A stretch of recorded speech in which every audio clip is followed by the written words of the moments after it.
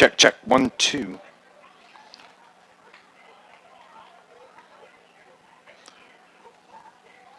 Check, check.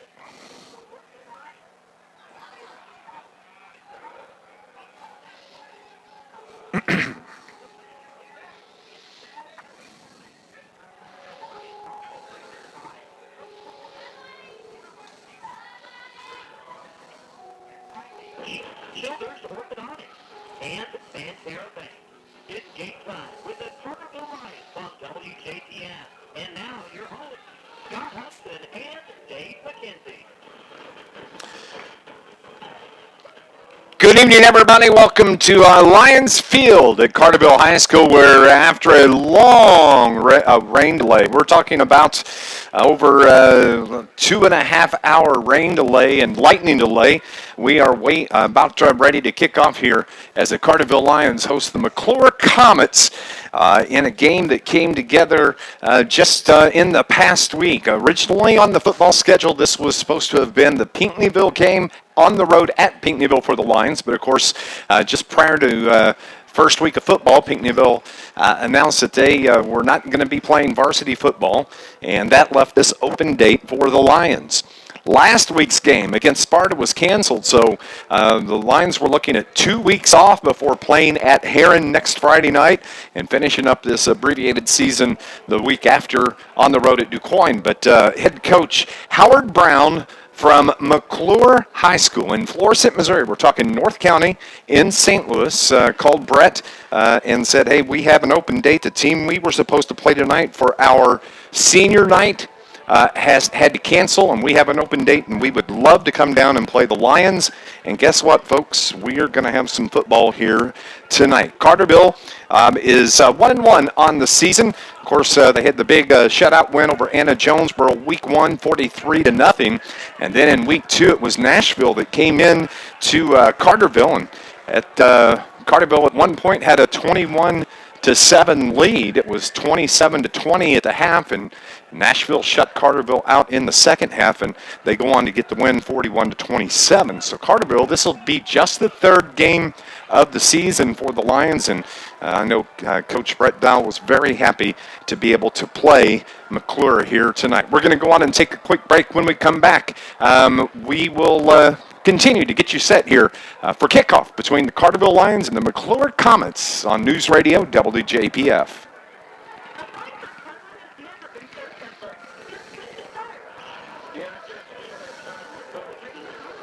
Nope.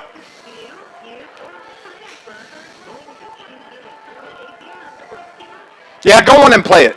That's right, it's only 2. We can do that.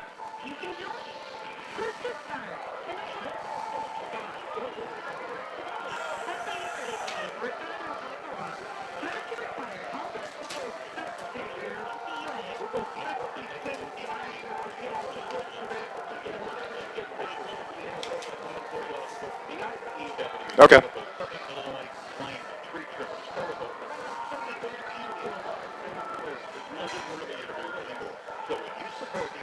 Send it back for what? Oh, okay. Okay.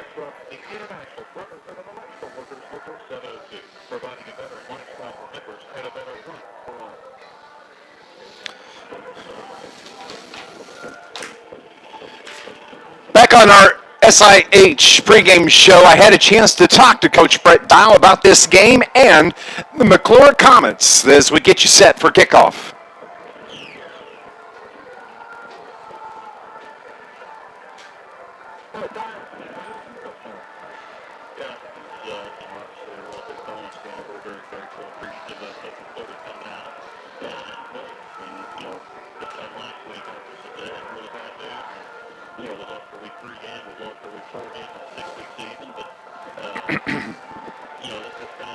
Check, check.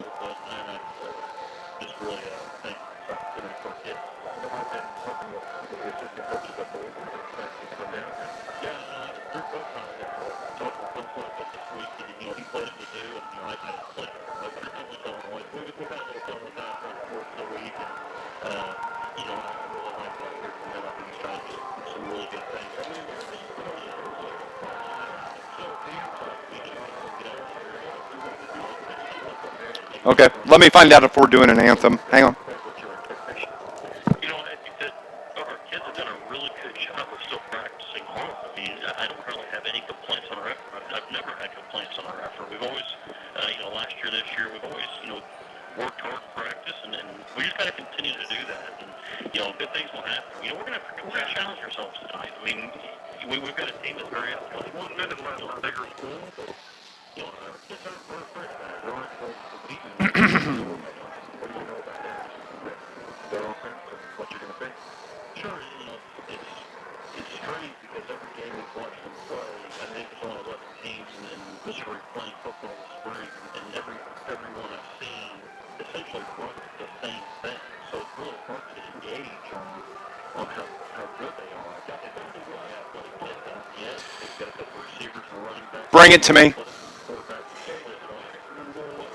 very big, but I think we have an advantage up front. I think our kids move pretty well, a little bit better than theirs, I think. And I think that we're going to challenge them a little bit in our run game, and I think that's going to be the key tonight. If we can run the football and stop their run, I think we can win this game. Well, good luck. We'll talk later. I appreciate it.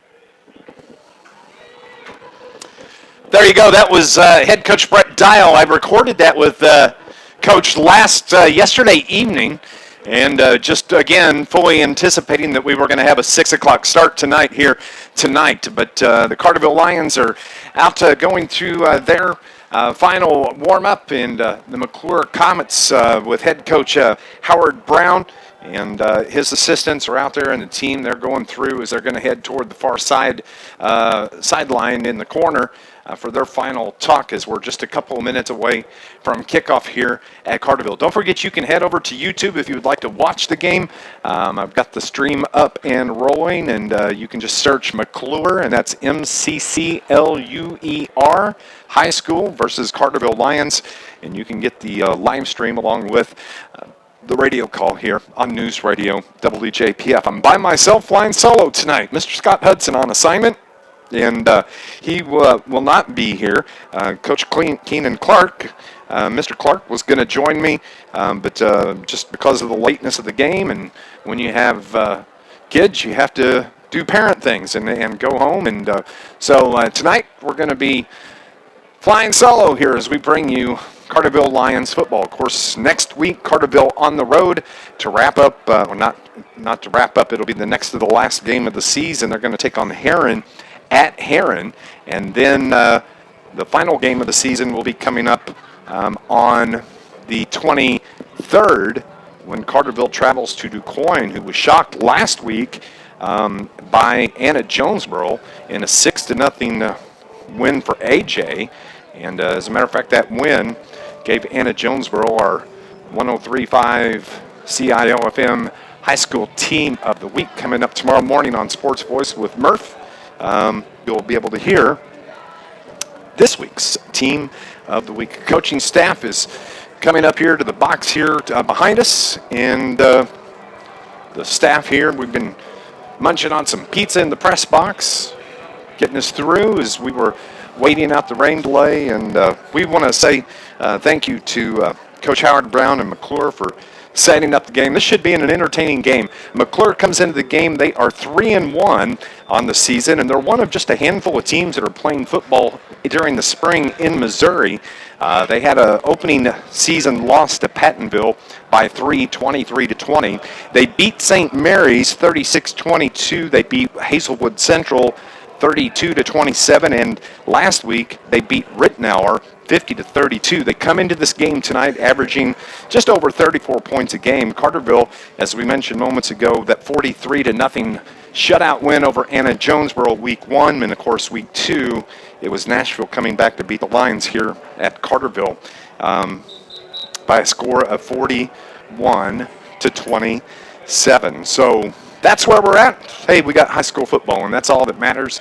And we're so thankful that you decided to hang out and did several Facebook posts updating everybody on what's going on. A pretty good lengthy team meeting here just below us as the Carterville Lions go through the team prayer. And we may go right straight into football as the clock to my right is set on 12 minutes. McCluer is marching down the far sideline to our right, making their way to their position over on the far sideline. And we may be going straight in to football. And that's apparently what's going to happen. So thank you so much for hanging out with us here on News Radio WJPF for Friday night under the lights, the first game under the lights for the Lions. Those first two games, remember, were day games, and so this is the first game under the lights for Carterville. Carterville wearing their new uniforms, and I love the new uniforms. Tonight they're going with the blue on blue with the big white letters. Of course, on the far sideline, you see McCluer in their all whites with the red numbers. Good-looking uniforms on the far sideline. This is going to be an entertaining game. McCluer, Carterville, two athletic teams that are going to get up and down the field. And we are proud to be able to bring you Lions sports here on News Radio WJPF. Jaron Lutenbacher wears number 8. Carterville is going to do the kicking. They'll get the ball to start the second half. And McCluer is lining up and getting set to receive. Going deep to our right, the return man is going to be number 21, Chris Robinson, and Cameron Gillespie. They'll be the deep men. Also going out is Dennis Keys for McCluer. They'll be moving right to left. They'll have the ball first to start play here in the first quarter as Jaron Lutenbacher is set to kick off from the Carterville 40. Decent crowd here at Carterville High School, and it's jamming night. Well, at least you might be in your jammings at home, listening and watching here on News Radio WJPF and on our live stream. Appreciate your patience going through the team lineups.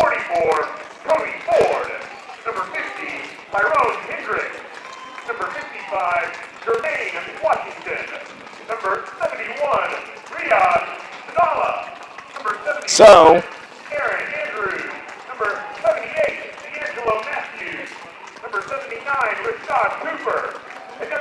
they're going through the varsity roster for McCluer High School, and again, we appreciate them making the drive down from Florissant, Missouri to play the Carterville Lions. All right, now we're ready to go. Jaron Lutenbacher from the 40 is getting set to kick. And as we mentioned, McCluer is set up to our right, ready to go. And thank you for tuning in once again to Lions football on News Radio WJPF. From the 5-yard run, Carterville's going to squib kick it, and it's picked up at about the 22-yard line by McCluer, and they make it out to about the 40-yard line where they're slammed backwards to the 38-yard line, and on the return, it was Chris Robinson, and that is where McCluer is going to start here in the first quarter. With 11:53 on the clock, they're going to have it 1st and 10 from, they're going to give him the 40-yard line. McCluer's an athletic team, great receivers. They have a quarterback that can really spread a game out, can spread out the play if he gets in trouble and make things happen. Their quarterback is Michael Hopkins. He's a junior. He wears number 7, and he operates from the shotgun. They have 2 receivers right. He looks to throw. It's actually a screen to his running back. Once again, that is Chris Robinson, and the Carterville Lions are right there to break that down in the backfield. It's going to be a loss for McCluer. As for the Lions, it was Jordan Cordes that got in on the stop. 2nd down, and a loss of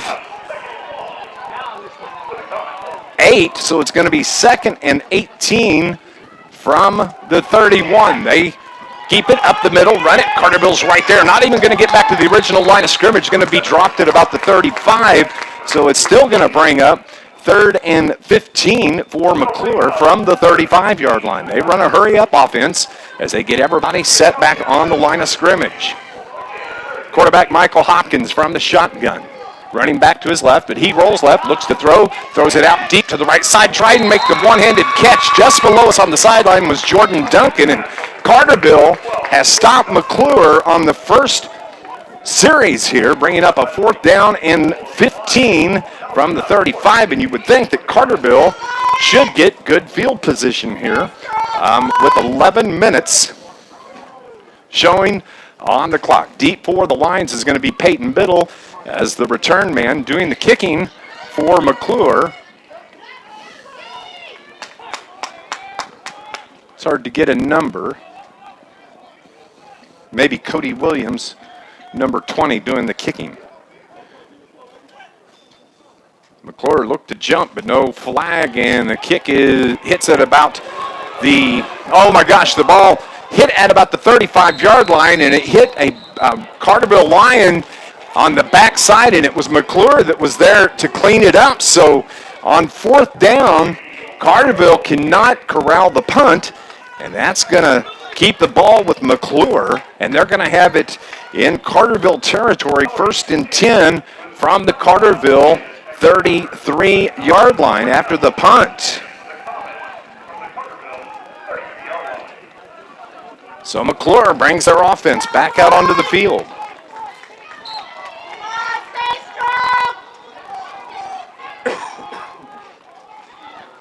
It's the give to the running back. That is Chris Robinson, and he's dropped for a short gain for McCluer. It's going to bring up 2nd down, and the ball is at the 32-yard line for the Comets. It's going to bring a gain of 1, so it's 2nd and 9 from the 32-yard line. Hopkins from the shotgun takes the snap. Ball's on the turf. Carterville's right there, and they recover the fumble. What a nice job. Not a clean handoff, and jumping on the football to give it to the Carterville Lions. Trevor Stewart was right there as the ball was on the turf, and the fumble gives the ball right back to the Carterville Lions with 10:21 remaining here in the first quarter. Carterville has it in their own 40-yard line. Big turnover on McCluer, and Carterville was right there. So now the offense for the Lions can take the field as they have it 1st and 10 from the 40. It's going to be Preston Sumner, the running back, just off of quarterback Eli Downan's hip to the left. 2 receivers right for the Lions, 1 to the far side. Carterville moving left to right in the blue uniforms that are absolutely fantastic. I hope you get to see them at a game. It's Sumner, Downan is going to keep it across midfield to the 48, to the 45. Ball's in the air, and it's recovered. It was knocked out of Downan's hands into the air, and McCluer recovers the fumble by Eli Downan and giving it right back to McCluer. Eli Downan had got across a big gain, a gain of about 20, but he got hit right on the arm, and the ball pops up in the air, and McCluer has it back after they recover the fumble. The ball is at the 45-yard line of McCluer. 1st and 10 from the 45. McCluer's football. 2 receivers left, 1 to the right. Hopkins from the shotgun rolls left, wants to throw. Gets it out to the left side. It hits the turf. The intended receiver there was number 12, Jordan Duncan, the senior. McCluer is coached by Howard Brown, and I got to say thank you to one of his assistant coaches, Mark Manning, who has been a big help to me this week getting rosters and things of that nature. So appreciate that. 2nd down and 10 from the 45 for McCluer. They're set, ready. Hopkins, Carterville looked to jump, and a flag, as it was Big Luke Smolak, I believe, that jumped across the line of scrimmage. It's going to be offsides, giving it 2nd down and 5 from midfield, right at the 50. 2nd and 5, 10:08 remaining here in the first quarter. Hopkins takes the snap, looks to throw, throws it across the middle. Receiver once again was Jordan Duncan, but the ball was low. It falls incomplete, and Carterville has McCluer in a 3rd and 5 situation from midfield. This Lions broadcast is brought to you by SIH, where they offer rehabilitation for acute inpatient and outpatient care. Visit SIH.net for more information. 3rd down and 5 from midfield, 10:04 on the clock. Hopkins gets the play call from the sideline, looks back, brings his running back up to his left, looks to throw, swings it out to the left side. Again, it was Jordan Duncan there, and he put a knee down on the turf to catch the ball. And in high school, when your knee hits the turf, you can't advance. So Carterville has forced another fourth down, and it looks like McCluer is going to be forced to punt, as it'll be Ellery Cole, number 80, that will do the kicking from midfield. Peyton Biddle, again, back to our left. He's the deep man for the Lions, ready to take the return. Ellery Cole stands at the 36-yard line of McCluer. There's the snap, little high. He gathers it, gets the kick, and it's a high kick, and it's going to hit right at about the 28-yard line. Everybody gets back, and it's going to be downed by McCluer. Carterville's going to have the ball, 1st and 10 from the 24-yard line. So both teams had fumbles and fumble recoveries. The punt that hit the Carterville player, McCluer stepped or was able to fall on. Carterville has it with 9:47 here in the first. No score yet. It's going to be 1st and 10 for the Lions from their own 24-yard line as they break huddle from Coach Brett Dial just below us.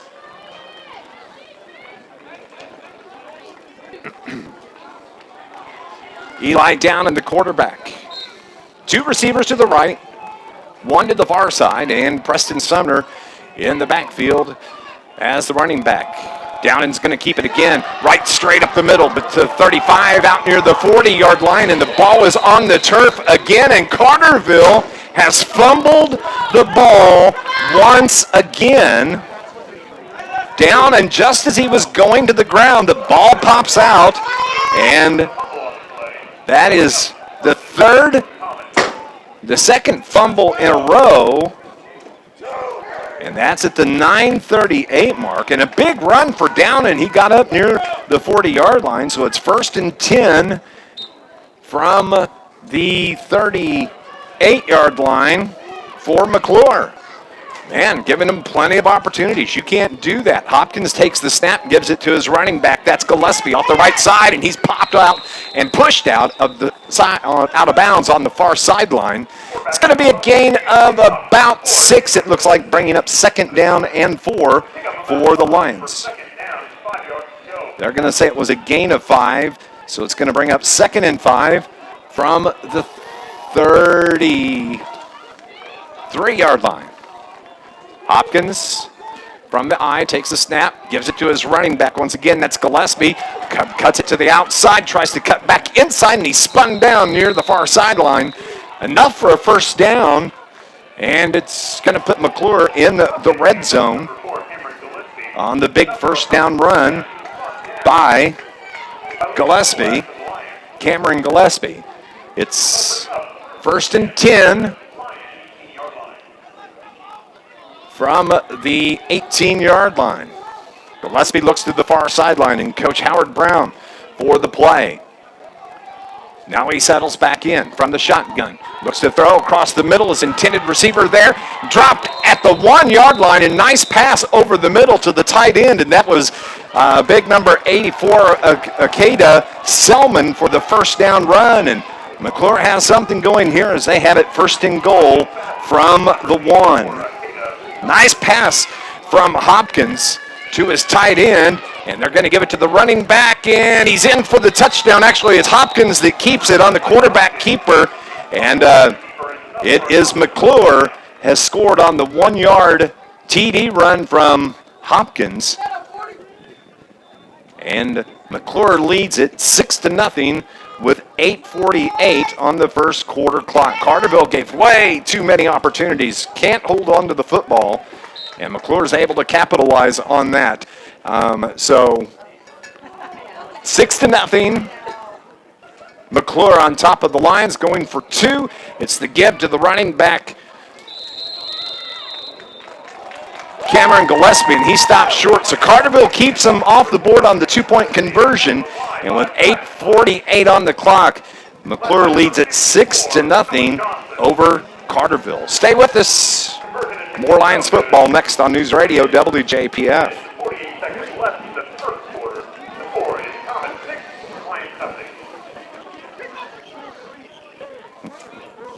It looks like a greased pig, apparently.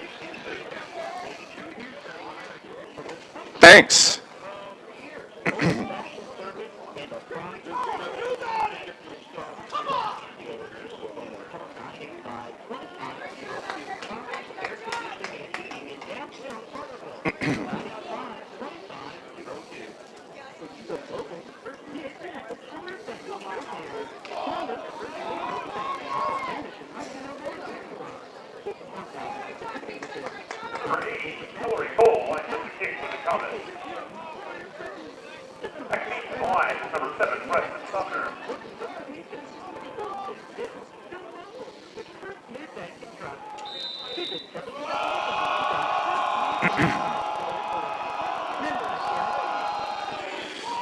McCluer Comets lead at 6-0. They kick off to Preston Sumner. He takes it at the 15-yard line, out across the 25 to the 30, where he's brought down at about the 31-yard line. So that's where Carterville is going to have it, 1st and 10 with 8:41 on this first quarter clock. Of course, Carterville forced McCluer into a punting situation, but on the punt on the first possession, it hit the Carterville player, and it fell to the turf. McCluer recovers it, so they kept it, but then they fumble the ball, and Carterville takes over. Then Eli Downen fumbles the ball and gives it back to McCluer. Then McCluer fumbles it and gives it back, and now Carterville, who trails 6-0, it's 1st and 10 from their own 32-yard line. Downen puts the jet back in motion. That was Bryce Anderson. Downen's going to keep it again. He runs it out across the 35, and he's brought down to the turf, and he hangs on to the football. It is not a greased pig that we are playing with here on jamming night at Carterville Field.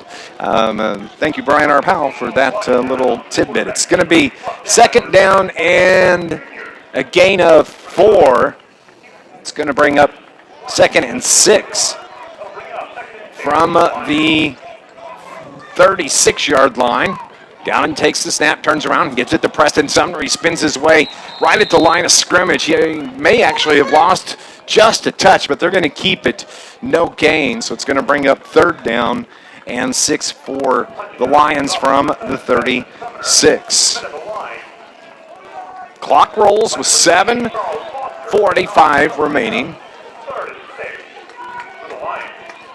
Carterville has 3 receivers to the right. 1 to the far side. Downen fakes it to Sumner, keeps it himself, tries to get up off a right tackle, and he's brought down just short of the 40, so it's going to be a gain of about 2, and Carterville's looking at their first 4th down decision here with 7:22 remaining. It's 4th and 3 from the 39-yard line. Carterville's made the decision they're going to punt.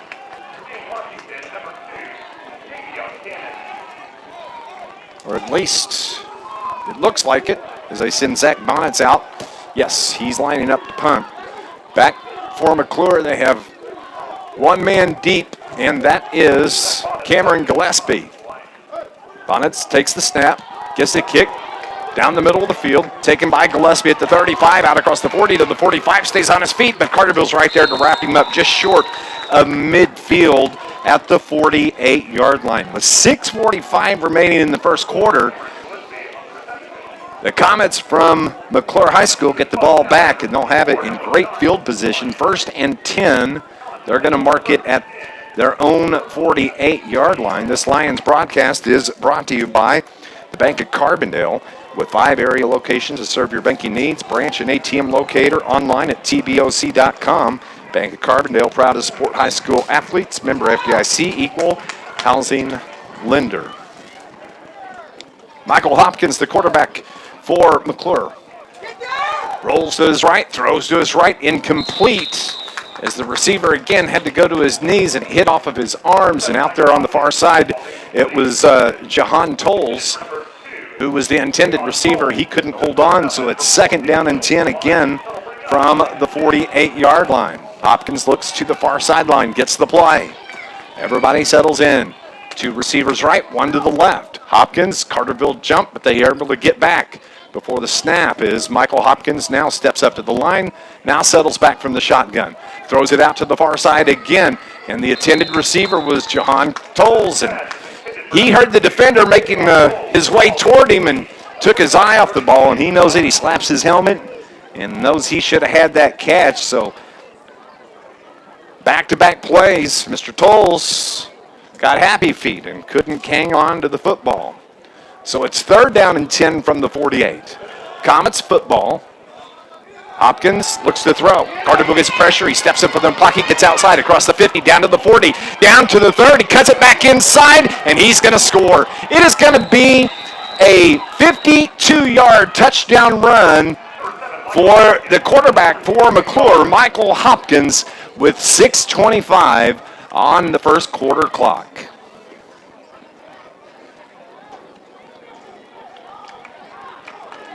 $52 for Hopkins as he scampers down the left side, made a cut at about the 20-yard line, and Carterville couldn't recover, and Michael Hopkins, the 52-yard touchdown run as McCluer sets up for the 2-point conversion. Hopkins takes the snap. He throws it in the end zone. The ball's tipped incomplete by Peyton Biddle. He got a hand on it, and Carterville denies the 2-point conversion.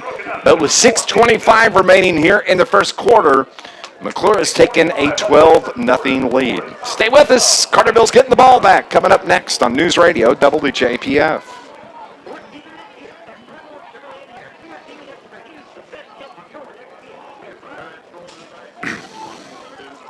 Hi.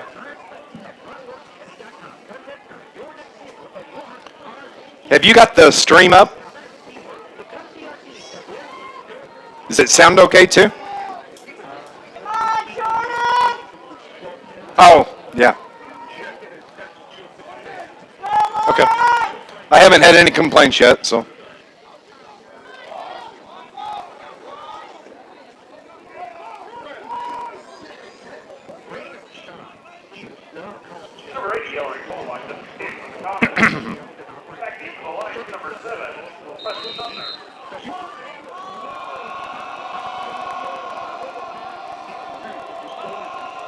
Okay.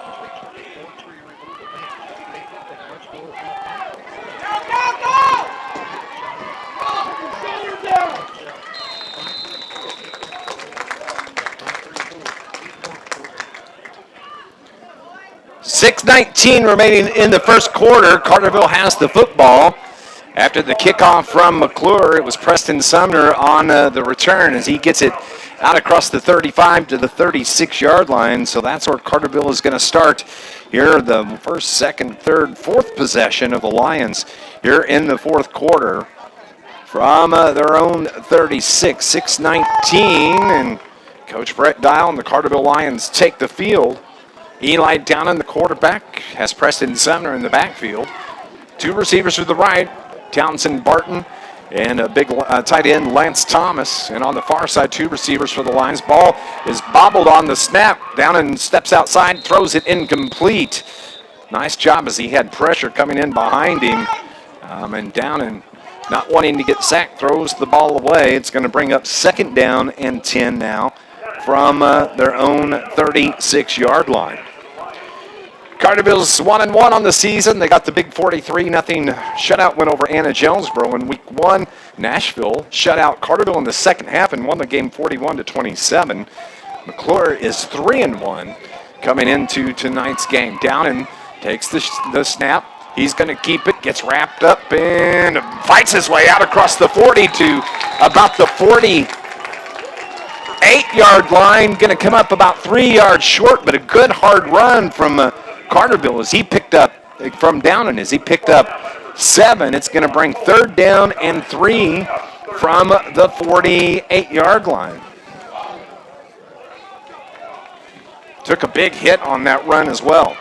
Downen takes the snap. Now it's Sumner's turn. He carries it for the first down. Out near midfield, stretches out. It's going to be just short, but a first down, and that is the first down for the Carterville Lions from their own 49. Nice job by Preston Sumner as he had defenders draped on his hips, but he drug him enough for the first down. 5.5 remaining in this first quarter. 12-0 McCluer. It's the jetback. That's Townsend Barton. Puts his head down, runs over the defender, picks up about 5 yards on the carry. It's going to bring up second down now for Carterville. It's going to be a gain of 4, 2nd and 6 from the 47 of McCluer. Downen now takes the snap. Carterville's going, hurry up. Downen keeps it across the 40 to the 35 to the 30. Makes a cut to the outside. And can he get out there? And he's brought down just short of the 10-yard line. Nice run and nice blocks on the outside. And Eli Downen carries it for a first down. And Carterville now has the ball in the red zone. There's a flag, a holding penalty against the Lions, and it's going to bring that run from Downen back. Oh, that's just killer for Carterville. So instead of 1st and 10 from about the 11-yard line, it is going to be 3rd down and 11.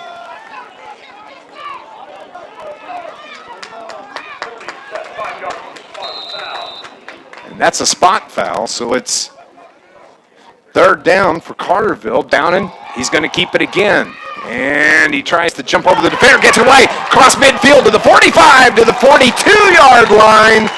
And that's going to be about a yard short for the Lions. And I promise you that Brett Dial is going to go for that.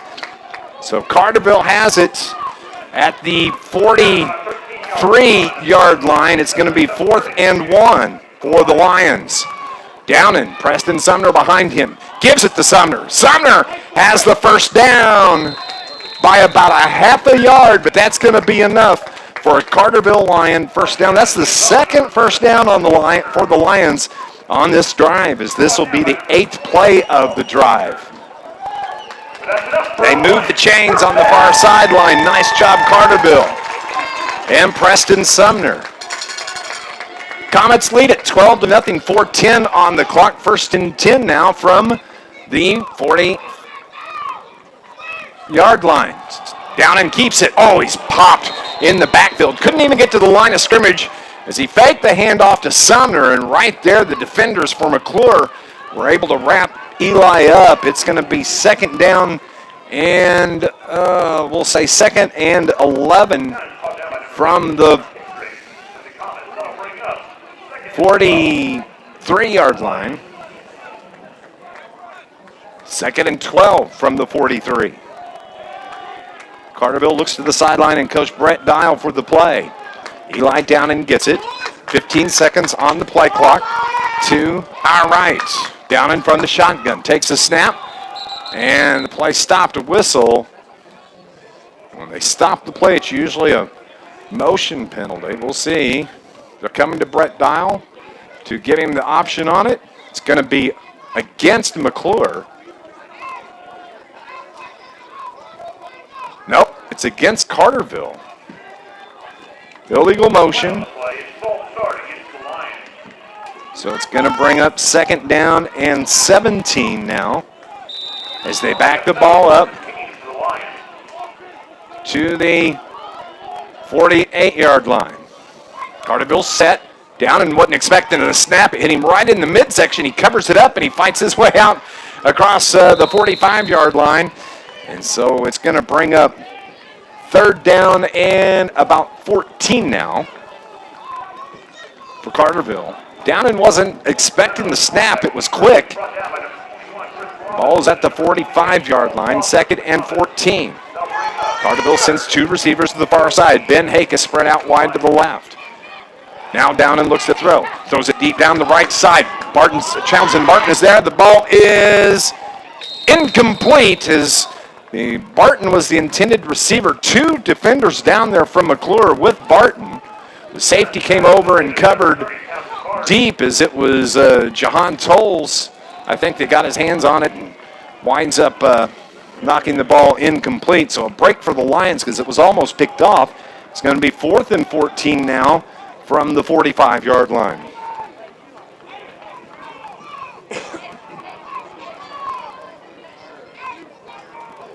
So Carterville's forced to punt on the 4th and 14. Bonnets does the kicking for Carterville. Takes the snap, angles it toward the near sideline. It hits and goes out of bounds inside the 15. A nice job on the kick from Zach Bonnets as McClure's going to have the football with 2:28 remaining. Carterville was forced to punt on that drive. It was a 12-play drive, but they just could not convert. And, of course, a couple of penalties there hurt the Lions. 2:28 remaining. It's going to be 1st and 10 from the 13. A great kick by Bonnets as it pins McCluer deep in their own territory at their own 13. Carterville needs to get a stop here with 2:28 remaining. Michael Hopkins is a quarterback. 2 receivers right, 1 near side. Hopkins gives it to his running back. Cuts out across the 15 to the 20 to the 20, near the 25 and across the 25.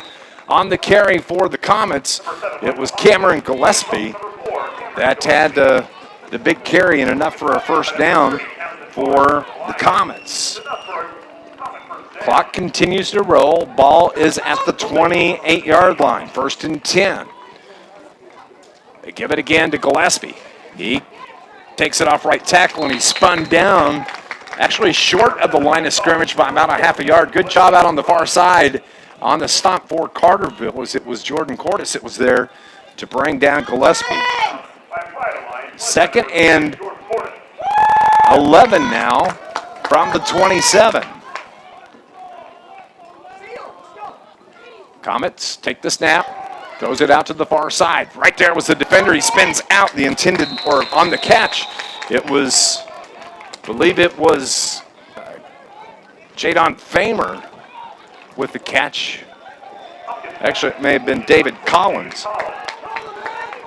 So 3rd down and about 3 from the 35 for the Comets. Hopkins, he's going to keep it. Cuts it to the near side, out across the 40. He has a first down the left sideline. Cuts it back up inside. 2 defenders are there for Carterville as Hopkins is brought down at the 34-yard line of Carterville. Big first down run for Hopkins. And, man, as we mentioned in the pregame, he can extend plays, he can run. He gets it out to the Carterville 34-yard line. But there's a flag on the play at about the 37-yard line, and it's going to be a hold, and it's going to bring the ball back. And that big run from quarterback Michael Hopkins is getting wiped off the board.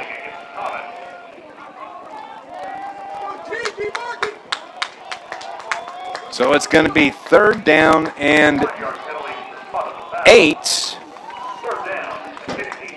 3rd and 15 is where they mark it. It's a spot foul, so the ball goes back to the 35 for McCluer. Their own 35. That was a huge penalty. Hopkins looks to throw. Throws it deep down the middle. His receiver is there. Caught by Marquise Hawkins at the 40-yard line, and he just ran right past the Carterville defense. This is going to be a 65-yard touchdown pass from Hopkins to on the long touchdown pass. And Carterville's safeties and corners just got beat deep. That's with 57 seconds left here in the quarter.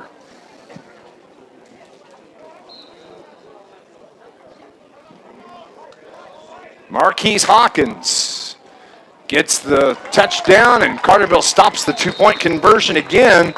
So it's 18-0. McCluer after the 65-yard pass from Michael Hopkins to Marcus Hawkins. Carterville's going to get the ball back with 57 seconds left here in the quarter. Stay with us. This is Lions football on News Radio WJPS. Students, parents, alumni, and boosters, you can stay connected with Johnny Hogan College. On Facebook, Instagram, and Twitter. I don't know. That would be. Don't know.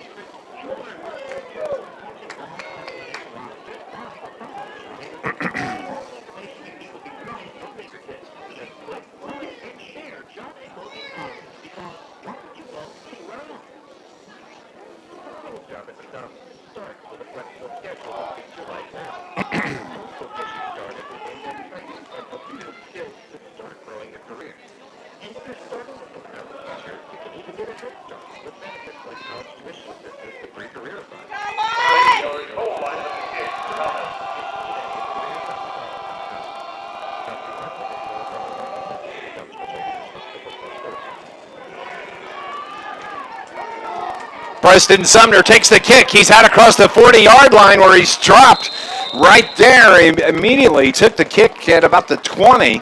So Carterville now has the ball with 49 seconds left here in the first quarter, and they need to put some points on the board quickly because it is 18-0. Now Carterville has not allowed the Comets to score a 2-point conversion, and apparently they don't kick field goals because they've gone for 2 after all 3 touchdowns. But that was a 65-yard touchdown pass from Michael Hopkins to Marcus Hawkins. And it was a beautiful pass, caught him in stride. He stretched out his hands and made the catch and scampered 65 yards. Carterville now has the ball, 1st and 10 from their own 40, and they need points here on this possession. Downen takes the shotgun snap, takes it off right tackle across the 40, the 45, out across the midfield into the 50 to the 48-yard line of McCluer. Line down another quarterback keeper. That's enough for a Lions. First down. 1st and 10 into the Comets territory. They have it at the 48-yard line. Clock rolls, 35 seconds showing here in the first quarter. 18-0 Comets over the Lions. It's the give to Sumner, and he is wrapped up as he tried to get off the right side, and that McCluer defense was right there, and big number 90, Monty Jemerson was right there to stop Sumner. 2nd and 12, a loss of 2 on that carry from midfield. Clock continues to roll as it makes its way toward 10 seconds. Downen looks to throw, screen pass to Sumner, hit in the backfield, spins out across midfield to the 45, to the 40, to the 35, and he's brought down near the 32-yard line, and what a great catch, and he makes a spin move after taking the hit and is brought down. 2.1 seconds remaining on the first quarter clock as they move the chains. The clock runs out, and that is going to end the first quarter. What a quarter it was. Fumbles, touchdowns. We got it all so far. It's 18-0. McCluer Comets over Carterville. Stay with us. Second quarter action coming up next on News Radio WJPF.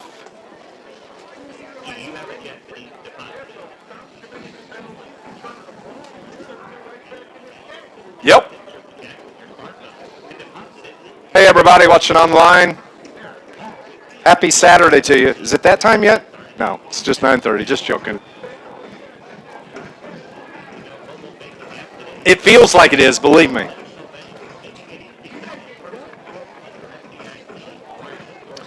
Thanks for watching. Glad to have you, and hope you're comfy. And if you're watching from St. Louis, glad to have you down here playing our Lions this week. We appreciate that.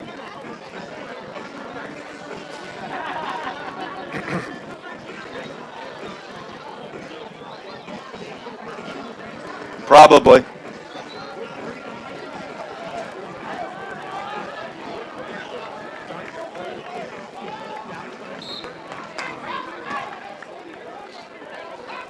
Carterville has the football, 1st and 10 from their own at the McCluer 33. Sumner takes the handoff, and the defense from McCluer is right there, and he actually lost about 2 yards. It's going to be 2nd and 12 from the Comets 35. This Comets defense, they swarm you. They want to get all the bodies on you to get you to the turf. And Sumner found that out on that carry. Downen takes the snap, gives it to his jetback. That's Townsend Barton. He's popped at the 35, falls forward to the 33. So it's actually going to bring up 3rd down and about 9 now after a gain of 3 on the carry, on the jet sweep. They're going to say got back to the original line in scrimmage, 3rd and 10 from the 33. Downen sets his troops. Looks to throw. Throws it to the left side. That is Bryce Anderson makes a move. inside the 15 to the 10-yard line. And got to say, welcome back, Bryce Anderson. You know, in that game against Nashville, the third play of the game on defense, he got hit and dislocated his shoulder and was gone for the rest of the night. Carterville has it, 1st and 10 from the 12. Down and takes the snap, keeps it, has a defender draped around his ankles, and he just has to kind of give up and fall to the turf as he wasn't going anywhere. But back to Bryce Anderson. He told me that as soon as he stood up, after hurting that shoulder, he felt that shoulder pop right back in place. He did a little bit of therapy, and here he is. He's playing on offense tonight. He's not playing any defense, but nice to have him back. Down and looks to throw. Dodges the defender, throws it in the end zone, and it hit Bryce right in the midsection. The defender from McCluer was Jahan Tolles, and I think he may have, actually the pass was intended for Ben Hake. The defender may have distracted him. So Carterville, again, 3rd down and 11 from the 13. Carterville's yet to put points on the board. They trail it 18-0 as we're just a couple minutes into this second quarter.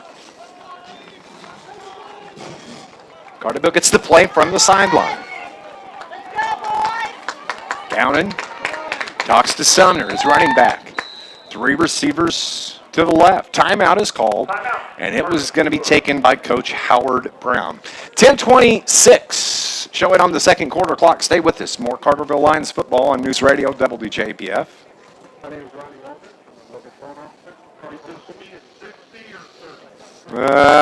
Let's call it a 30 for right now. Hang on.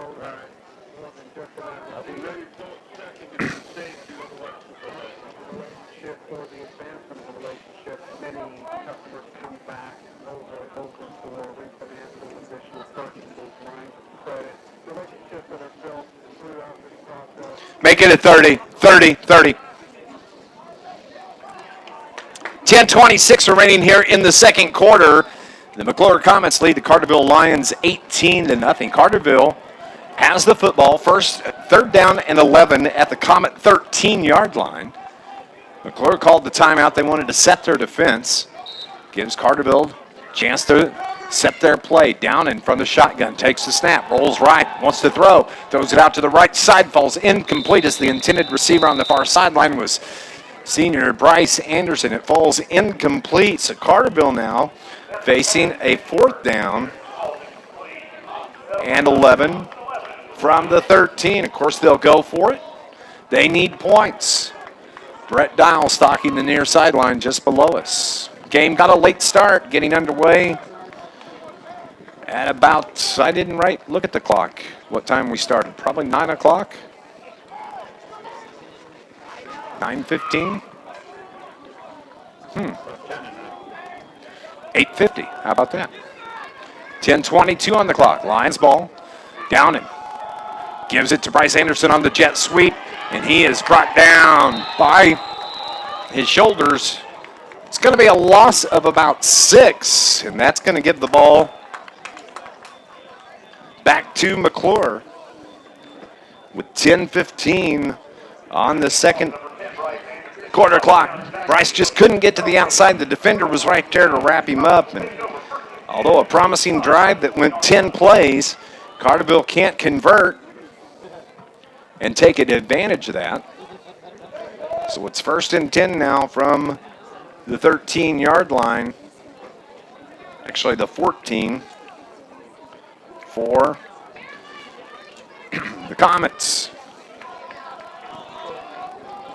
Hopkins, he's going to keep it. Dodges a couple defenders, cuts it to the outside, out across the numbers, and he's brought down after a short gain of about 1 yard. It's going to be 2nd down and 9 from the 15-yard line for McCluer.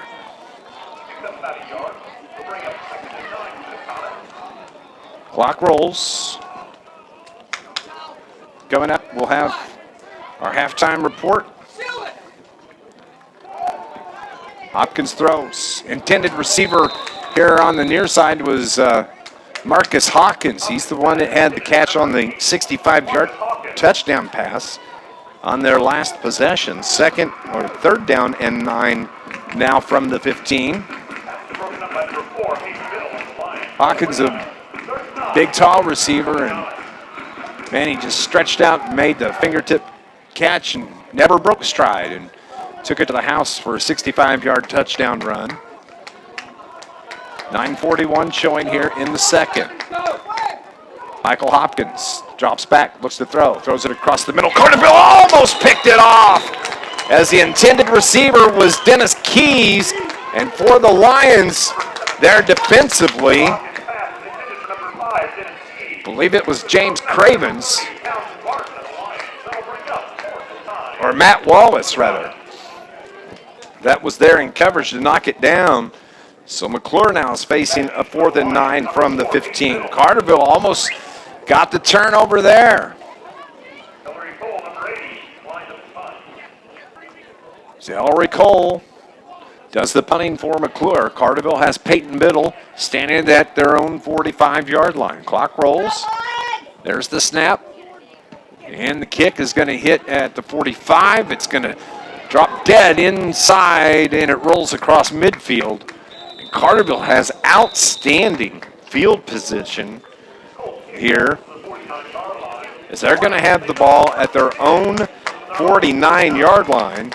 9:24 showing on the clock. They'll have it 1st and 10. This Lions broadcast is brought to you by Charlie's Air Conditioning and Heating in beautiful downtown Carterville. For over 30 years, Charlie's can handle any heating or cooling system issue you may be experiencing. No job is too big or small, or too small. Call 985-2502. Call Charlie's Air Conditioning and Heating. Coming up in our postgame, I'll name our Joe's Lawn Care and Snow Removal star of the game. Carterville needs some points. They have the ball at their own 49-yard line. They need to take advantage of this great field position. 1st and 10. Sumner tries to cut it up at the 50. He's going to get the 1 yard right at midfield. It's going to be 2nd down and 9 from midfield. Sumner comes into tonight's game. 31 carries, 312 yards in those first 2 games. He's averaging 10 yards a carry. Not so much here tonight. He's the leading rusher, 312 yards in those first 2 games. He's been outstanding. He needs to get on track here tonight. And that was the hope of Brett Dial. Maybe he could pick up some chunk yards. Downing gives it to Sumner, across midfield, down, and across the 40 to the 35, where he's toppled to the turf at about the 32-yard line. Big first down for Preston Sumner, and there you go. That's the chunk yardage we're talking about. As they mark the ball at the 33-yard line, Carterville has something working here again. Sumner down and takes a snap. Sumner has the ball, and he's dropped right at the 35-yard line, and it's going to be a loss of 2, 2nd down and 12 from the 35. Beautiful night after this rain moved through, and if you're watching or listening on NewsRadio WJPF, we appreciate your patience. After a 3-hour, almost 3-hour weather delay. It's Townsend Barton on the jet sweep. Out across the 30 to the 25 to the 20, where he puts his head down and runs over the defender. And right there to knock Townsend Barton out of bounds was number 21, Chris Robinson, as Barton put his head down and ran right over the top of him. But the defender did his job, knocked Barton out of bounds. But Carterville has a 1st down. 1st and 10 from the 18. Quickly, Lions at the line of scrimmage. Downing takes the snap. He's going to keep it. Off left tackle, across the 15 to the 10. Down inside the 5, keeps fighting near the goal line. It's going to be marked just short inside the 1 yard line. It's a 1st down for the Lions. It's going to be 1st and goal from the 1 for Carterville. They get right to the line of scrimmage. 7.5 remaining in the 2nd quarter. They need points. Downing takes the snap, gets behind Preston Sumner. Touchdown. Eli down in a 1 yard touchdown run at the 7:29 mark of the 2nd.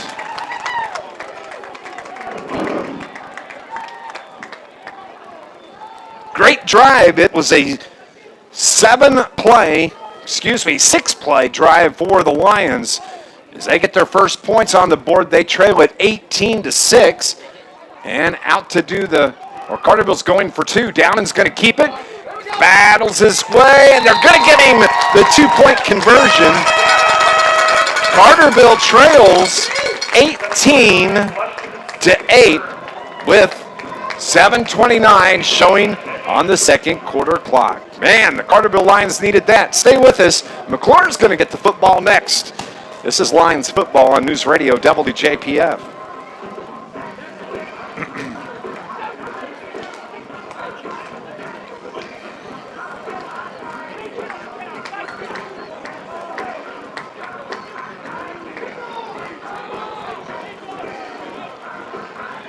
That might be awesome, and you might. Yeah, that's. I forgot we played the coach's interview. Yeah. Good idea.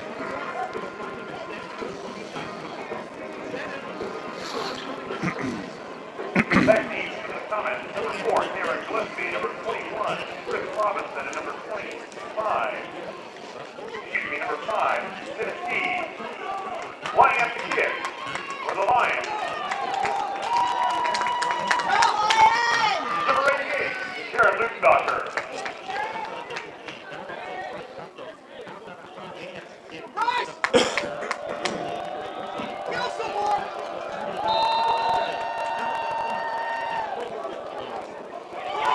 Oh, Carterville tries to kick the onside kick, and Carterville recovers the ball.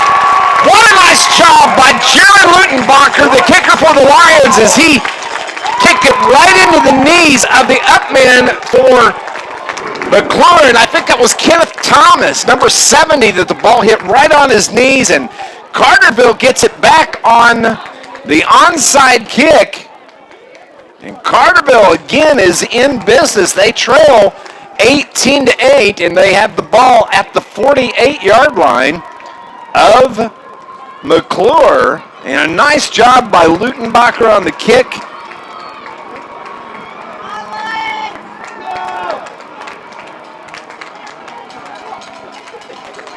Oh, that was a big play for the Carterville special teams, and coaches said special teams are going to be huge in this game. 7:29. Downing looks to throw. Down the left side, his pass picked off by the defender who was laying on his back, and it is going to be McCluer football. David Collins had coverage on Bryce Anderson, actually double coverage there on Anderson, and it was number 6, David Collins, that his feet slipped, but the pass winds up right in his arms, and an interception by Eli Downing.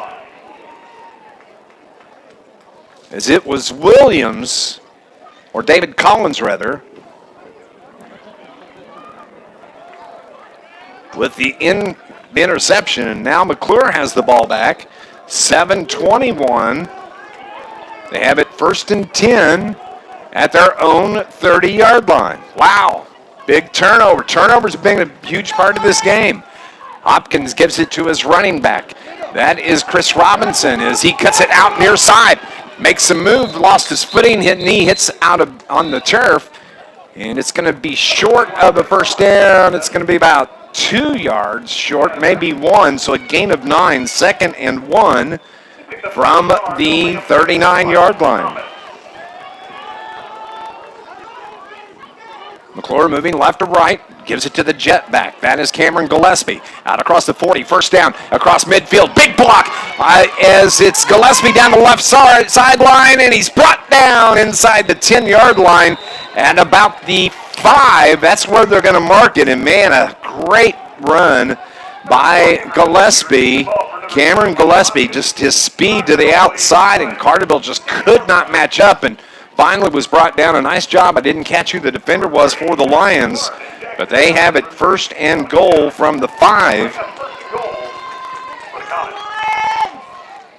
Now, Michael Hopkins again from the shotgun, from the 5, takes the snap, gives it to his running back, where he cuts it to the outside after dodging the defender. Touchdown for McCluer. Cameron Gillespie, the 5-yard touchdown run. And after Carterville puts their first points on the board, you got to give credit to the Comets. They come right back at the 6:46 mark and extend that lead back to 24-8. And as we've mentioned, they don't have a kicker, so they go for the two-point conversion. Michael Hopkins from the shotgun takes the snap. He's going to keep it and cuts it up inside. That two-point conversion is good this time. And now, after that two-point conversion, it's 26-8. McCluer marches the ball right back on the Lions and actually extends the lead with 6:46 showing on the clock. It's 26-8. Carterville's getting the ball back next on News Radio WJPF.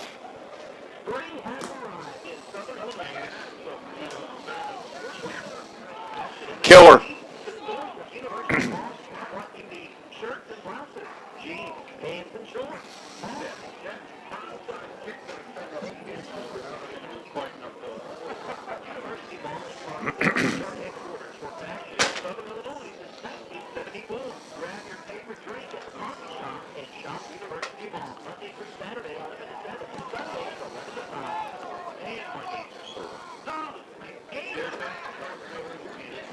I've already done it.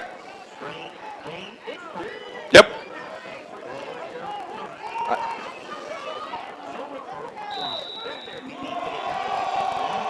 I got IBEW left.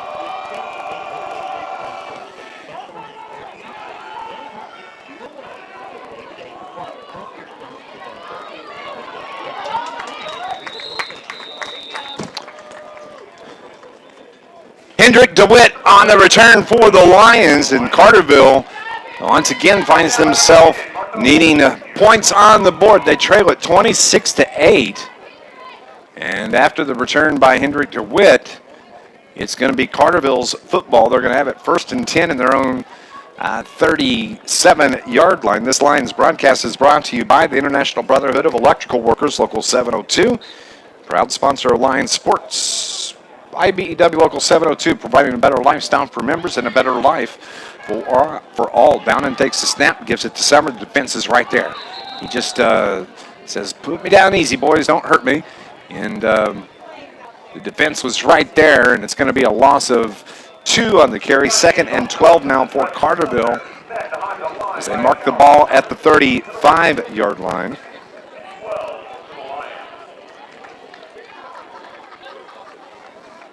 Talking about that special teams play, Coach Wakey said during practice, at the end of practice, that special teams was going to be huge, and Carterville executed the onside kick as Eli Downen is dropped at the 33-yard line. It's going to be a loss of 2, 3rd down and 14 from their own 33. And Coach Wakey was exactly right. The Carterville cannot convert. Now the Lions are facing a 3rd down and 13 from their own 34. Downen drops back, dodges the defender, steps up, throws it near sideline. It's knocked out of bounds, and the defender on the play for the Comets, number 12, Jordan Duncan, was there to get a hand on it. And it's going to force Carterville into a 4th down and 14 from their own 33-yard line. Coming up, we are going to have our Childers Orthodontics halftime report.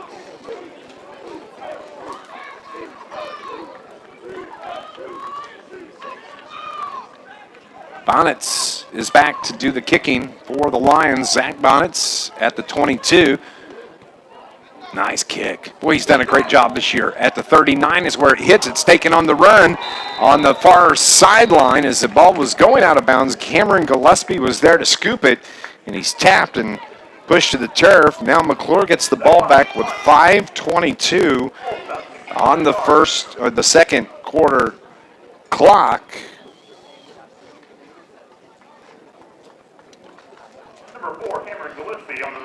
So they place the ball at the 36-yard line. They'll have it at their own 36.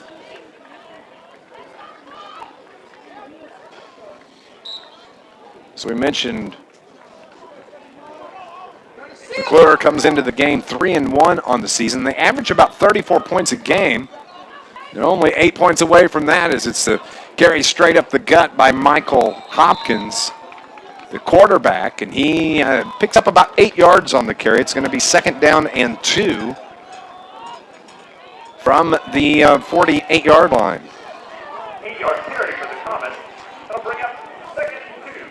So Michael Hopkins, the quarterback from the shotgun, swings it out to the left side. 1st down and more as they're out across the midfield and pushed out at about the 45-yard line. Pushed out of bounds on the far sideline. 1st down for the Comets as the clock stops at the 4:50 mark of the 2nd quarter. It's 1st and 10 from Carterville's 45. Hopkins again gives it to his running back. Cuts it outside the numbers. 1st down and more yardage there as he's pushed out of bounds at about the 22-yard line. This team is, Comets team is so fast, and on the carry, Jadon Thamer on the carry. And they're moving the ball quickly and in chunks. 1st and 10 from the 26-yard line now. Hopkins takes the snap, gives it to his jetback. He cuts it back up inside, and on the carry, I believe that was Kyson Jackson.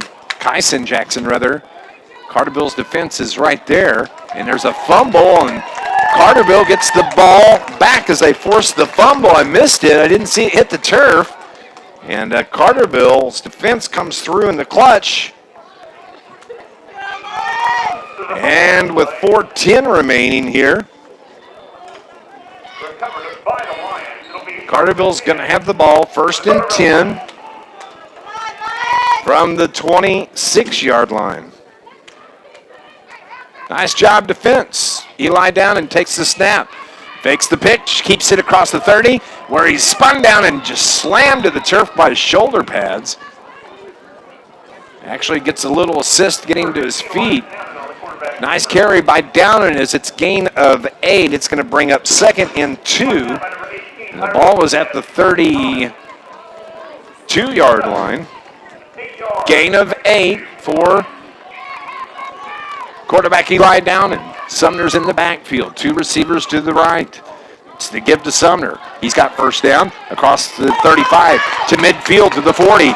Out to the 42-yard line. Enough for a Carterville 1st down. And Preston Sumner's not a happy camper as he was wrapped up over on the far numbers. And he turns around and heads back toward the Carterville huddle. And they move the chains. 1st and 10 from the 42. So it was a gain of 10 on the carry from Sumner. Down and follows Sumner.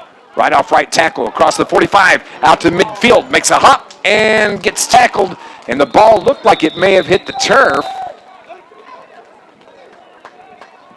Maybe not.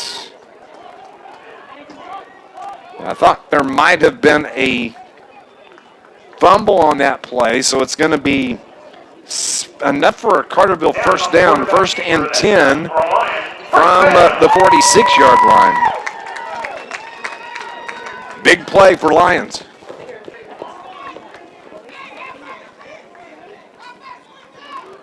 Eli Downing gets the play from Coach Brett Dial. Going to have a special guest joining us on our halftime report from John A. Logan College men's basketball. Regional champions tonight.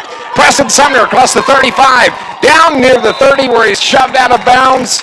And a big 1st down. And a McCluer player may have been injured on the carry. The defender, Jahan Tolles, as he gets up limping. He wound up on the track here, just below us, but a big 1st down run nonetheless by Preston Sumner, and Carterville now has the ball at the Comet 30-yard line. So Downen takes the snap, gives it to his jetback. That's Townsend Barton. Cuts it out right straight up the middle, runs over the defender, and he's dumped right there as it's enough for another Lions first down, 1st and 10. Carterville's moving the ball, and Townsend Barton loves to run over the defender. And that time he got dumped, but enough for a first down, and a timeout is called by head coach Howard Brown of the McCluer Comets. Carterville is driving the ball. They have it 1st and 10 at the McCluer 19 with 2:09 showing on the clock. Stay with us. We'll continue here on News Radio WJPF. Go 30. Yes. Okay.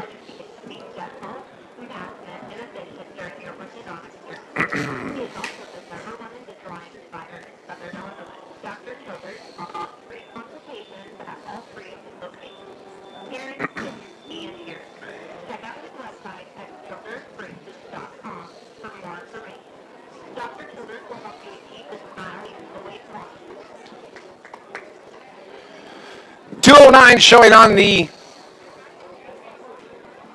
second quarter clock. 2:09 remaining here until halftime. We'll have our Childers Orthodontics halftime report. Hey, I want to report to you, most of the football games, all the football games in Southern Illinois were canceled until tomorrow, except for this one. But there was one game that took place in Southern Illinois tonight that was huge. John A. Logan College, the Volunteers, playing for the Region 24 championship. They beat Vincennes tonight 77-68. They advanced to the Nationals. They'll find out on Sunday who they will be playing. And we're going to have a special guest joining us coming up on halftime, hopefully. We'll be able to do that. But congratulations, Coach Kyle Smith-Peters and the Vols on the big win over Vincennes tonight, 77-68. Carterville, some work to do as Downen, he gives it to his running back and fighting, trying to pick up some yardage, but that defense from the Comets is right there to wrap him up. I didn't see who it was on the carry for the Lions. That was Bryce Smith. No gain on that carry. 2nd and 10 now from the 19 as Smith stays in the backfield. Down and takes a snap, wants to throw. Pounds it into the ground at the feet of Bryce Anderson, incomplete. So it's going to be 3rd down and 10. Carterville needs points. And they get down deep in territory, either a mistake, a fumble, or they're just unable to put points on the board. Preston Sumner's back into the game at running back. He is to Downen's right. It's the give to Townsend Barton, and the defense is right there as he makes it back to the original line of scrimmage. And Carterville's going to be looking at a 4th and 10 now from the 19. As the clock rolls with a minute, 10 remaining here in the half. Childers Orthodontics halftime report will be coming up. No other scores from around Southern Illinois to report. Everybody else will be playing tomorrow. I think there's one game. I'll have to go through the list and some of my text messages, see if I can catch them all. We'll do that coming up on our Childers Orthodontics halftime report. Again, it's McCluer from Florissant, Missouri that made the trip, and Carterville takes a timeout with 42.6 seconds left. We're going to pause for 30 right here. It's 26-8. McCluer on top of the Lions on News Radio WJPF.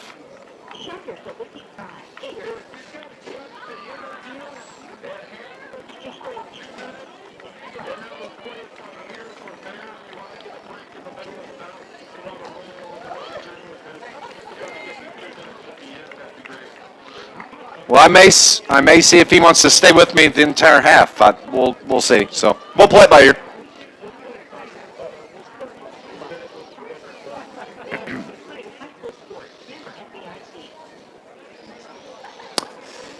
We have a timeout with 42.6 seconds showing on the clock. Carterville trails at 26-8. And it's Carterville football. They're facing a 4th down and 10 from the 19. And Coach Brett Dial wanted to chat about it. they need to put some points on the board heading into halftime. Maybe give them a little bit of a momentum shift. There's been a lot that happened, several fumbles to start the game. Neither team could really hang on to the ball. They got a lucky bounce on a punt by McCluer. They got the ball back. Carterville fumbles it. Then McCluer has to punt. Carterville fumbles it. We'll break down all the first half action for you right here on our halftime report. All right, Carterville's set to go. Eli Downen has two receivers left, one to the right. Preston Sumner is the running back. To Downen's right. Puts Bryce Anderson in motion, and timeout is called again by Coach Brown from McCluer. We'll keep it, we'll pause 30. We'll be back here on News Radio WJPF.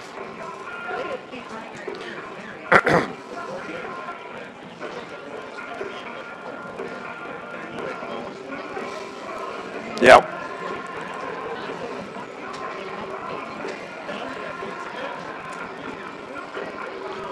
I know.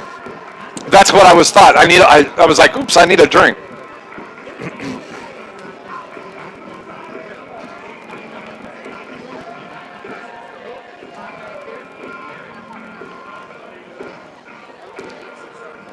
Carterville Lions are looking at their ninth play of this drive. They got the ball with 4:10 remaining here in the quarter. Now on the clock, 42 seconds remaining.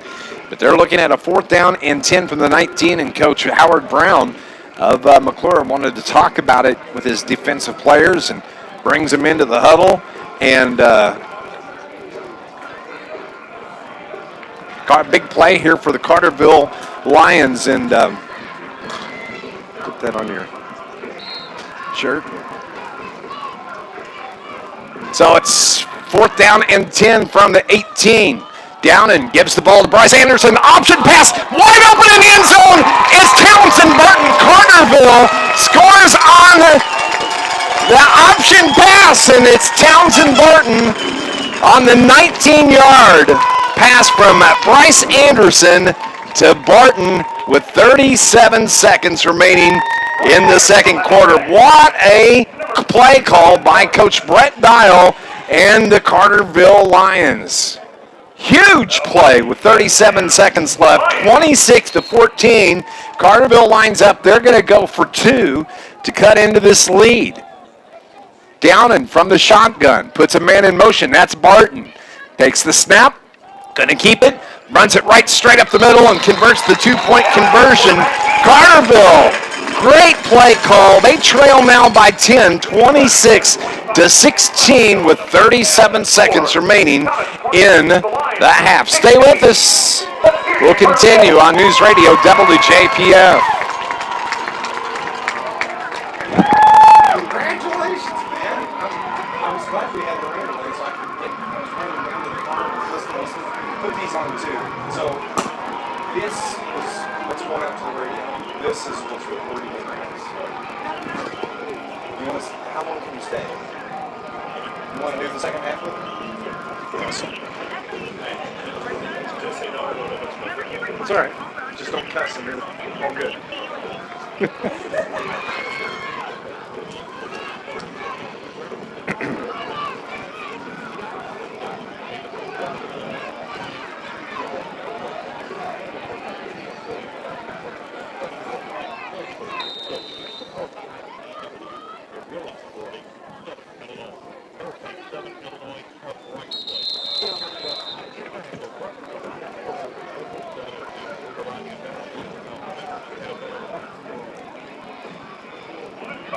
Just a darn good play call from head coach Brett Dial and Carterville as they cut into the lead of McCluer 26-16, 19-yard play flicker pass from the Lions. Bryce Anderson to Townsend Barton.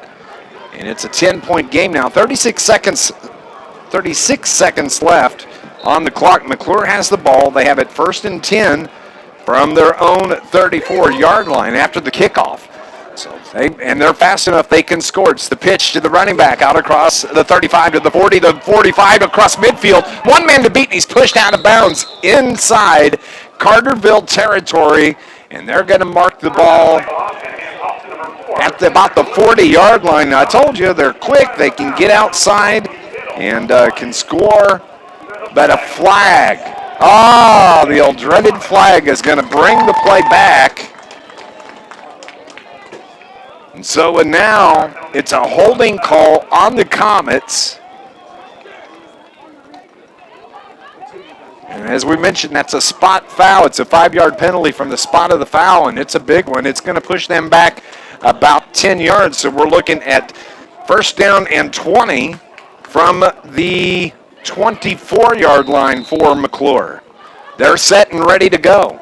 Hopkins takes a knee, and they want to end the quarter. They're going to let the clock roll, and I think Carterville's going to be okay with that as well, as we're going to go into the half, and McCluer has the 10-point lead, 26-16, and you really have to give credit to the Carterville Lions and cutting into that score just on that last possession. 1 second remaining. We're going to the half. Stay with us. Our Children's Orthodontics halftime report is coming up, and I got a special guest that's going to join us as well on News Radio WJPF.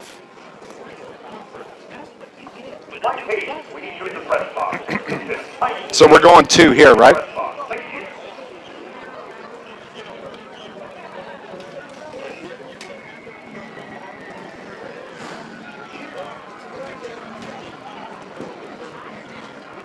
All right.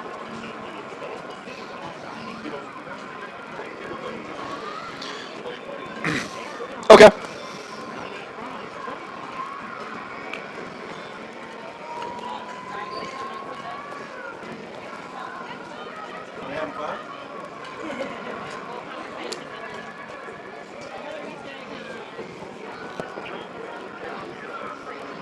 Okay.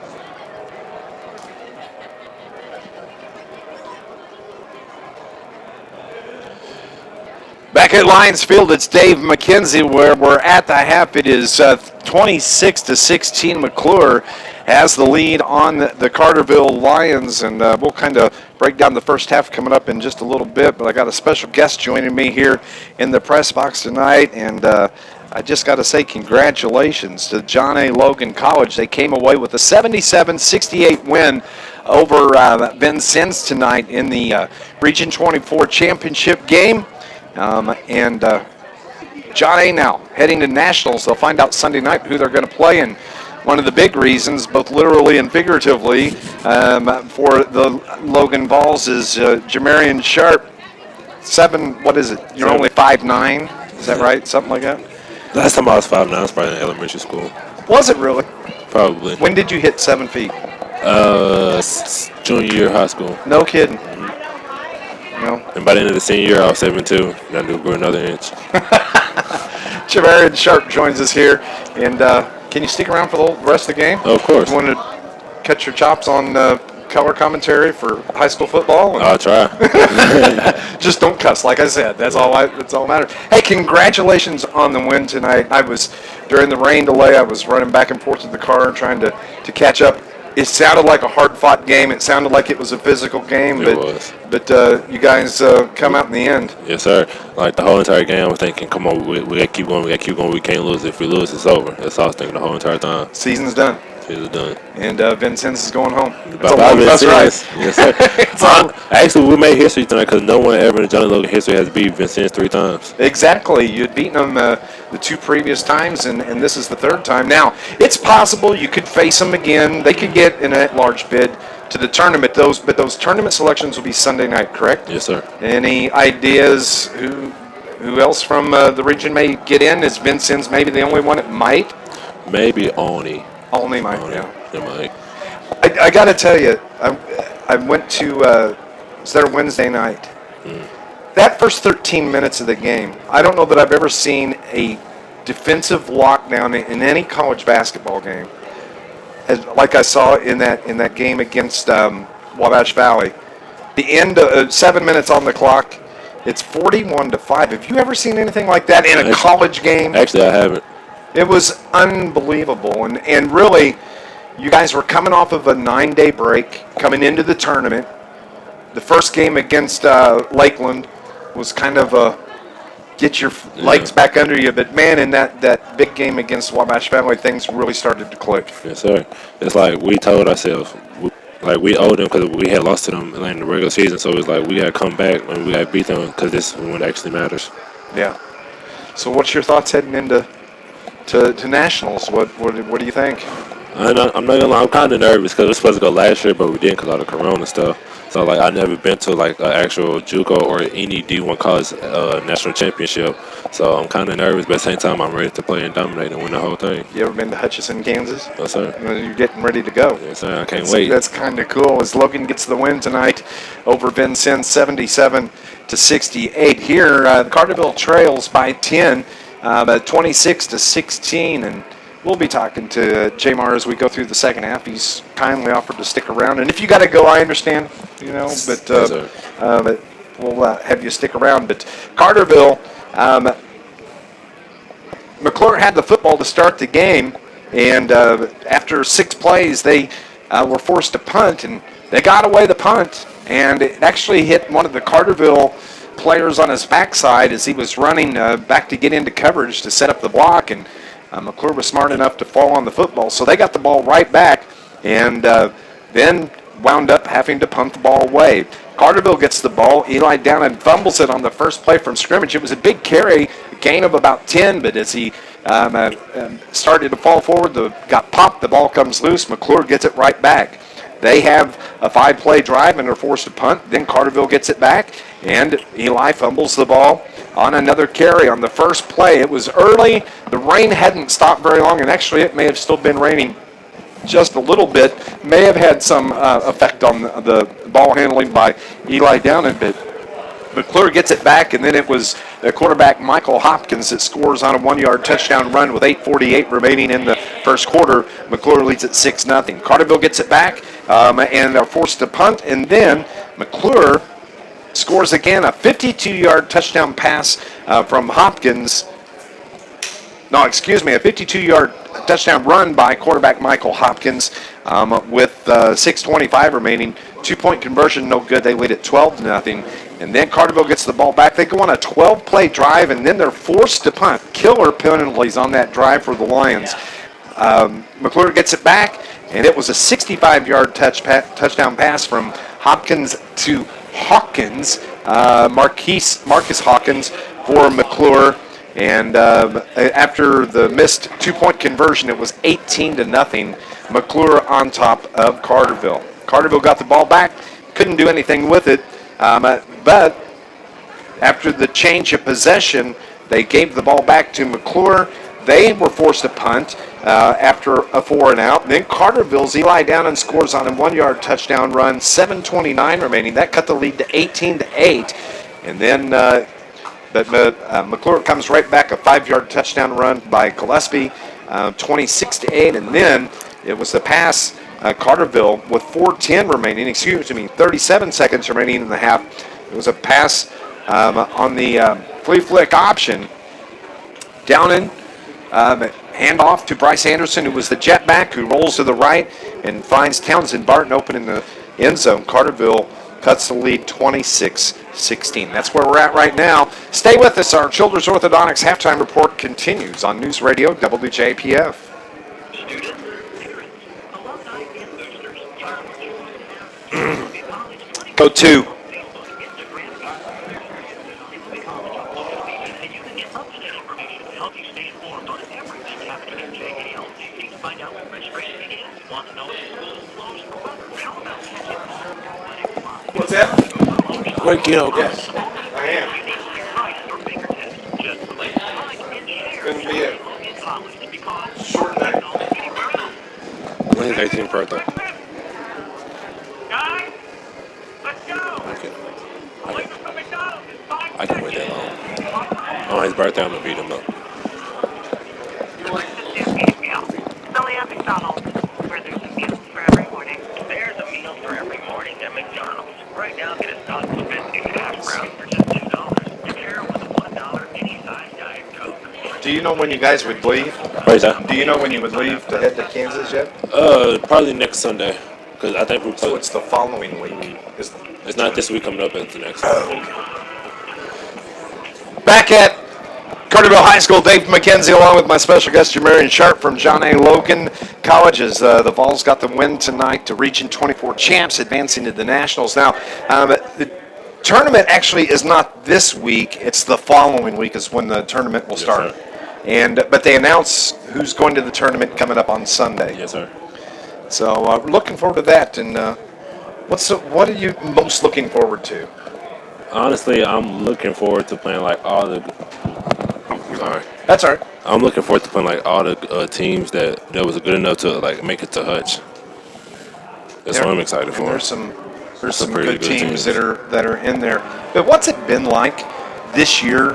I mean, with all the craziness of COVID and you guys, as mentioned, you had a 9-day Right. break in there coming into the tournament. What's it been like from the player standpoint? Honestly, it's been pretty crazy because like we're not used to like all this changing and stuff, and like for like probably about 3 or 4 weeks in a row, we had to play Monday, Wednesday, Saturday every single week, and it's like it was kind of stressful and it's kind of hard on our bodies. So like the 9 days that we were off and then like didn't play any games, like we just like took care of our bodies and stuff so we can get ready for the regional and national championship. So could you practice during that period? Yes, sir. You could We still did. practice because the break wasn't because of any illness on the Logan side. It Yeah, was it's- the opponents. yes, sir. And so you were had to just take the time off and wait for somebody to play. But I'm just this team is a lot of fun. There's so many great players and they just work so well. Of course, your other big guys, Big Sid Yes, sir. in the paint. So if you're not on the floor, so I like it, especially when both of you are on there Mm-hmm. at the same time. But talk about some of your teammates and who would you. I don't even know where to go here because there's so many different ways you can talk. But I mean, play from the point, setting you guys up in the paint. You got some great point guards. Yeah, we do. Like one of our point guards, Cameron, like he's a really good point guard. Yeah. Like I mean, like he has his bad games like everyone does, but at the end of the day, he snaps right back into it, and we just like because he knows we need him, and so like he just snaps it back into it, and we just get going. Yep. And then out on the wings, We got Xavier Ball. He's a great an shooter. outstanding game tonight. He Yes. wound up with 29, I think. Is that I right? think so. Somewhere in there. Around that. And he's got it all. He's got it all. He can play on the inside and out. Yeah. We have another one like that. His name is Douglas Watkins, Yep. number 24. He can shoot the ball too, and he can post up. Who else we have? We have Dawson Yates. He's a great shooter. He went to- Pinckneyville boy. Yeah, Pinckneyville. Yeah, that's my roommate too. Is that your roommate? Yes, sir. Great guy. And Carterville used to play, Pinckneyville Pinckneyville, every yeah. year, and thought I was done seeing him. And now I go to Logan games, and he's right there. But this is a deep bench too. I mean, you guys can play 9-10 deep. Yes, sir. It's like we have so many people that if someone gets tired, then we can just hurry up sub someone in. Then once that person ready to go, we just sub them back in. And that's one of the things that because I sat right behind the bench, so I noticed the rotations.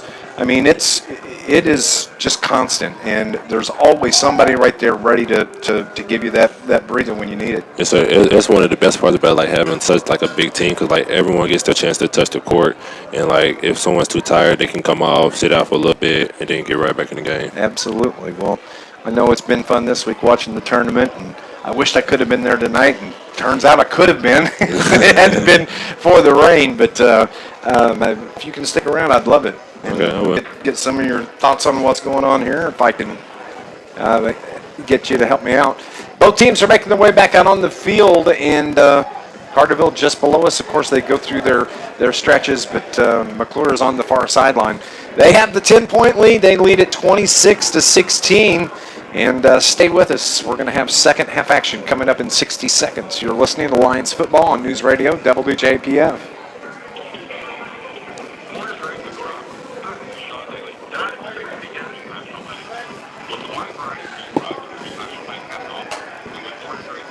So one thing that you can do to help, Where's that? one thing you can do to help, if you can see, What's that? if you can focus on the number that makes the tackle. Okay. I'll take care of the ball, Okay. but on the defensive side, Both teams? both teams. And feel free to jump in. I'll let you, let you chat. They're both teams. They run like up tempo. So there's not a lot. Play with time between plays.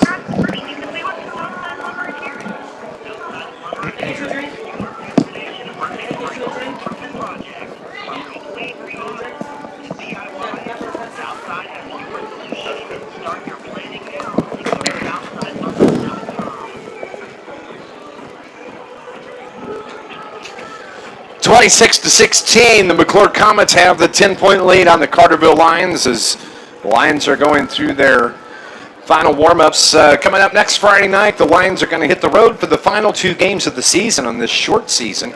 Next Friday night, Scott Hudson and I will be at Heron to take on the Tigers. And, of course, Heron, in my opinion, kind of a surprise team of the season, undefeated. They're 3-0 on the year. And looking forward to that game. Of course, their game was postponed tonight because of the rain. And let me look through some of the other text messages I had received. Let's see.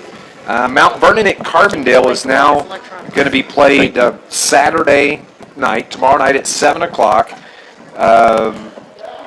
Benton was going to host Murfreesboro tonight. That is going to be a 7 o'clock kickoff tomorrow night. And I know that, let's see, like just double checking a couple of messages here. I thought there was a couple of 1 o'clock games tomorrow as well. And I know that there was already one previously scheduled for tomorrow, and that was going to be CZR at El Dorado. But Carterville hung it out, and it was kind of a long rain delay, a 3-hour delay. Of course, McCluer making the drive down from Florissant, Missouri.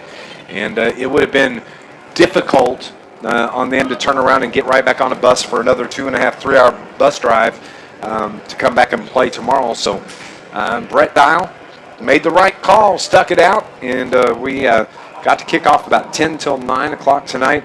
And will be the only game in Southern Illinois that was played that I'm aware of. I wouldn't 100% bet on that, but I believe so.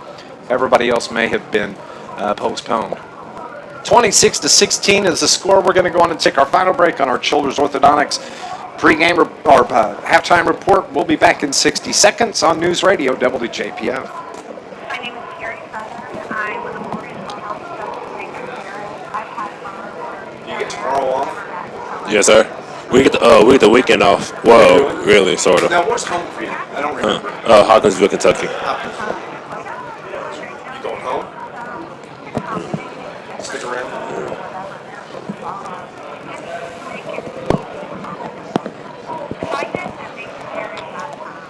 Did you play basketball? Did you play football? Where's that? Did you play any football Nope. in school? I wanted to, but my basketball coach wouldn't let me. Understandable. Which is kind of smart because we had another player that played basketball and football, and he got hurt during football season, so he couldn't play basketball. I understand.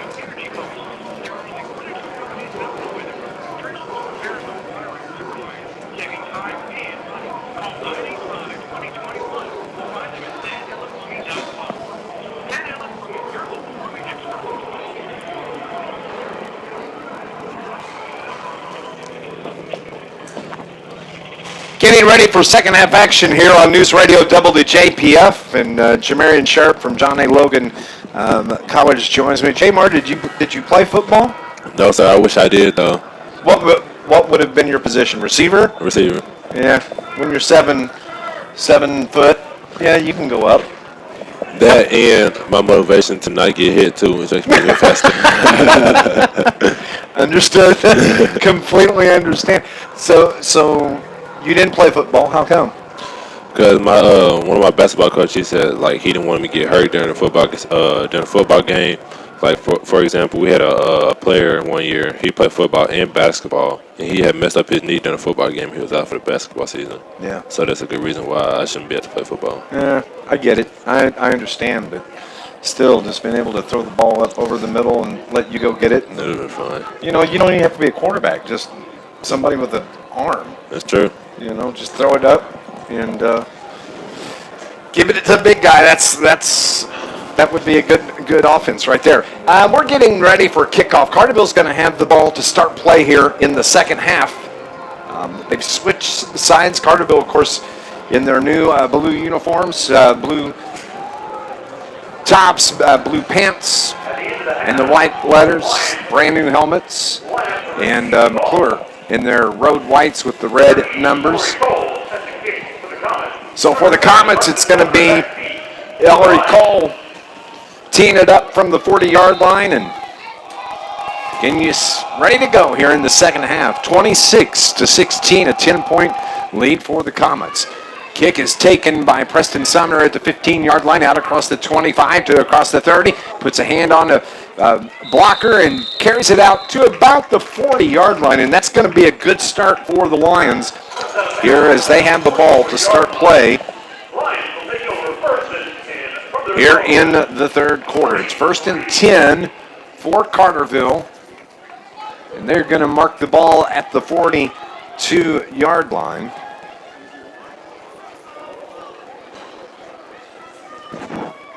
Carterville moving from left to right. The ball's placed on the far hash. Coach Brett Dial called up a great play just before the end of the half. Carterville scored on that flip flicker option pass to Townsend Barton by Bryce Anderson. It's the give to Preston Sumner across the 45, across midfield to the McCluer 45, where he's popped right there and dropped. They're going to mark him at the 46-yard line. It's going to be 1st and 10 for the Lions from the McCluer 46. What a big run there by Preston Sumner. Downing, he's going to operate from the shotgun. Sumner on his right hip. Downing fakes it to Sumner, keeps it out across the 45 to the 40, out across the 35, fights his way to the 30, cuts it back toward the middle of the field. He's going all the way. He's going all the way. Touchdown, Eli Downing on the 45-yard touchdown run for Eli Downing. It's actually going to be a 46-yard run from Eli. And it's with 11:23 as Eli bobbed and weaved his way through the defense on the 46-yard touchdown run. And Carterville is going to go for 2 and can maybe cut this lead to 2 points. Down and takes the snap, falls forward into the end zone, and the 2-point conversion is good.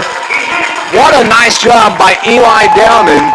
And Carterville, here with 11:23 remaining, only trails by 2, 26-24. Stay with us. McClure's getting the ball next. This is Lions football on News Radio WJPF.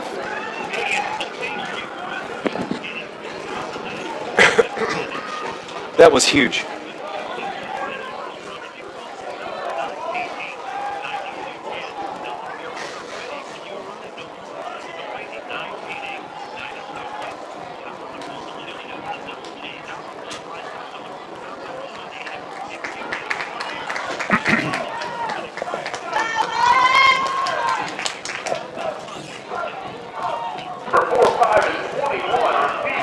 Okay.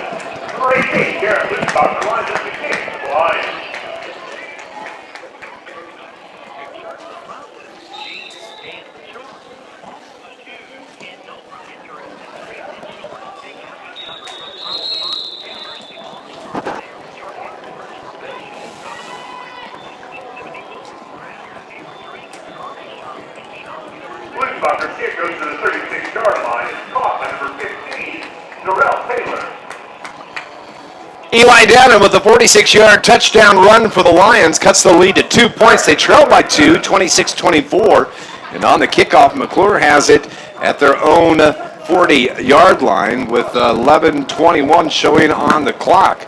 So Carterville's defense needs to step up now and get a stop on McCluer, as it is Michael Hopkins, the quarterback for the Comets. Works from the shotgun. 2 receivers right, 1 to the left. Takes a snap, rolls right, wants to throw. Throws it deep down the right side. His receiver is there. And it's caught by Marcus Hawkins, and he's out of bounds.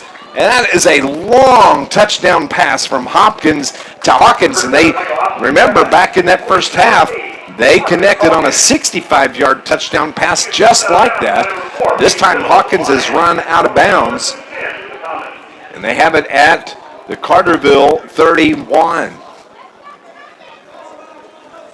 As Hopkins again takes that snap from the shotgun, gives it to his running back, Cameron Gillespie, to the outside, down inside the 10, maybe close to the 5-yard line. A gain of about 20 on the carry by Gillespie. And in 2 plays, McCluer has the football inside the Carterville 5-yard line. 1st and 10 for McCluer. They have it from the 1st and goal from the 7. Hopkins takes the snap, gives it to his running back, cuts it straight up the middle, puts his head down, battles his way near the goal line. It's going to be short, down to about the 1-yard line, so it's going to be 2nd and goal from about the 1 for McCluer. And they just, Jamarian, they waste no time. They can get the big plays. So Hopkins has 1 receiver left, 2 split to the right. Takes the snap, gives it to his running back, and the touchdown is good by Cameron Gillespie on the 1-yard touchdown run for the Comets. And the running backs are tough. I ain't lied, the Lions are playing a good game tonight, though. Yeah, they are. They've done well so far. But McCluer is a quick hit team as they play for the 2-point conversion. Hopkins rolls right. He's going to keep it. Cuts it to the outside, and he's in for the 2-point conversion. So after 4 plays, McCluer jumps right back on the Lions, and they lead at 34-24 with 10:26 remaining here in the 3rd quarter. Stay with us. Carterville is going to get the ball when we return. It's News Radio WJPF. Man, my knees are sore. Oh, my knees are bad. If you are playing for persistent strain or pain, it's time to help yourself to the expertise at SIH Outpatient Rehabilitation. Their therapy team can evaluate the nagging age and build an effective treatment plan with 10 convenient locations and a host of specialized therapy options. They'll help you do away with the day-to-day complaints. Help yourself today. Go to SIH.net/rehabilitation. Dr. Childers have been creating smiles across Southern Illinois for over 30 years. Dr. Childers is dedicated to being gentle, compassionate, and efficient during your orthodontic journey. He is also one of the longest supporting providers in Southern Illinois. Dr. Childers is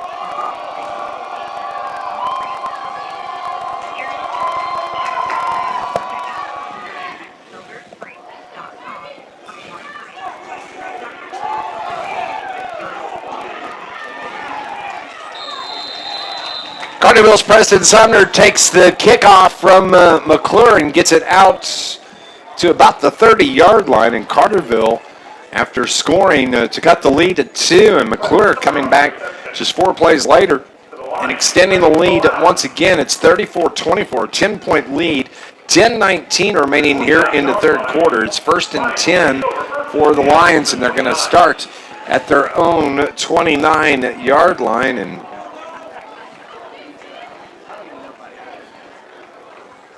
Eli Dowden brings his troops to the line of scrimmage. High-scoring affair. McCluer comes into the game averaging just over 34 points a game. Carterville averaging about 30 points a game. Preston Sumner High steps his way through the line of scrimmage off a tackle. Gains about 5 on the play. It's going to bring up 2nd down and 5 for the Lions. Out to the 34-yard line. I think you'd make a good running back, Jamarian. Yeah, I might. Got the speed, got the high leg kick, and Had the long stride, too. got the long stride. What is your stride length, do you know? About 2 yards. Down and throws it across the middle. Bryce Anderson is there. Makes a move. Cuts it back toward the hash. What a move by Anderson across midfield to the 45.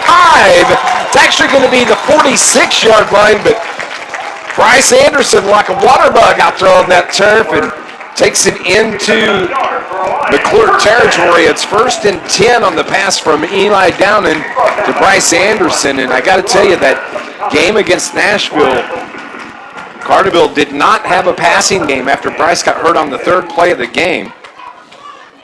He can be a game changer. Now Downen again takes the shotgun snap, gives it to his running back. He dives his way into the line of scrimmage. Nick Dawson on the carry. Gets back to the line of scrimmage. It's going to be 2nd down now and 10 for the Lions from the 46. Carterville needs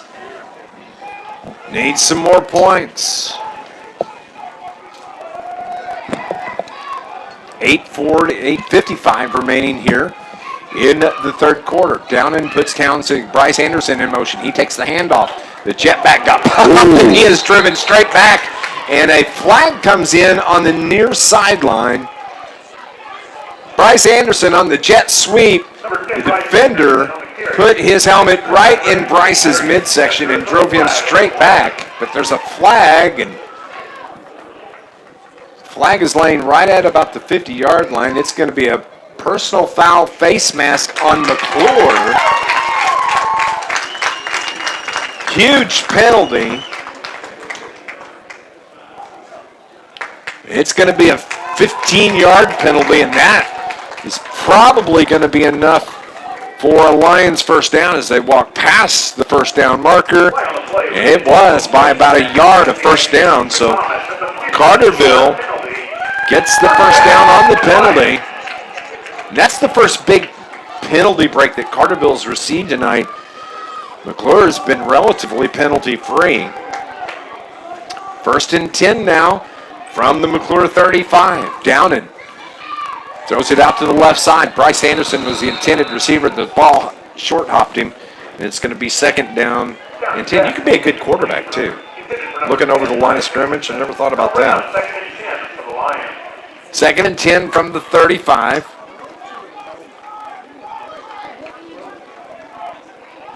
Carterville's going to huddle for one of the few times, and it's a quick huddle. Bryce Anderson reverses, makes his way to the far side. 2 receivers split to the left for the Lions. Townsend Barton in the slot on the right. Downen takes the snap. Going to keep it, though.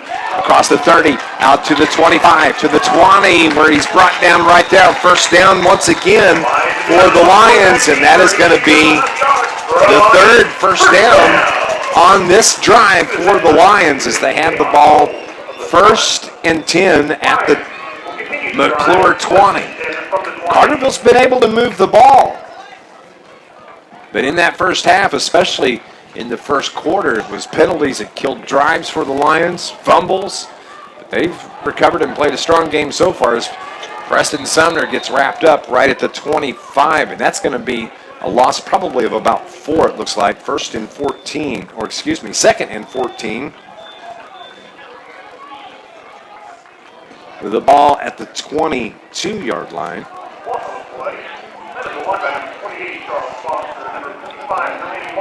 That's where the ball's placed. 2nd and 12 from the 22. Downen looks to throw. Right side, incomplete. Intended receiver was Bryce Anderson. Bryce had just made the cut and turn around, and the ball was on him. It's a timing play on the passing game from Eli Downen to Bryce Anderson, and it falls incomplete. And Carterville's now facing a 3rd down and 12. What do you do here, Jamar? Run or throw? I'll try to run. Ooh, I don't know. Their defense pretty good, so I'll try to throw it. Yeah, 3rd down and 12. Ball's setting on the 22. Carterville sends their 2 receivers to the far side. Ben Hake out at the numbers on the far side. Here comes Bryce Anderson in motion. And a flag, and that may be a motion penalty. Nope. Is it going to be offsides on McCluer? Oh, that's a big penalty on McCluer. Still, it's a 5-yard penalty, so instead of 3rd down and 12, Carterville's looking at a 3rd down and 7, and the ball is at the 17-yard line. The 10th play of the drive for the Lions. 7:25 remaining in the 3rd quarter. They trail by 10, 34-24. Downan's going to keep the snap across the 15 to the 10 to the 5. Touchdown! 17-yard touchdown run by Eli. And that comes at the 7:16 mark here in the 3rd quarter. 17 yards. It was the fake to the jet sweep. That was Anderson. And Eli just cut it right up the middle. You got to give credit to the offensive line for the Lions. They blew open the hole. And Eli Downen was able to just follow his blockers and scamper 17 yards on the carry for the touchdown. And now Carterville trails by 4, 34-30. And they'll line it up for the 2-point conversion, try to cut into this 4-point lead. Downen, he's going to throw for the conversion. Passes picked off, and they can't advance it. It's just like knocking down a field goal. So Carterville misses the 2-point conversion, and here with 7:16 remaining, they trail by 4, 34-30. Stay with us. More Lions football coming up on News Radio WJPF.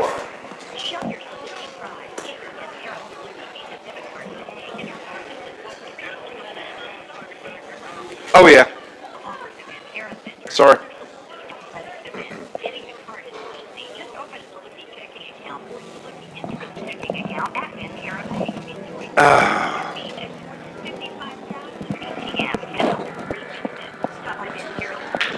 Make it quick. Carterville High School. I'm commentating on this football game. I'm commentating on this football game. Yeah. Hey, when I leave here, I'm swinging by your crib. All right.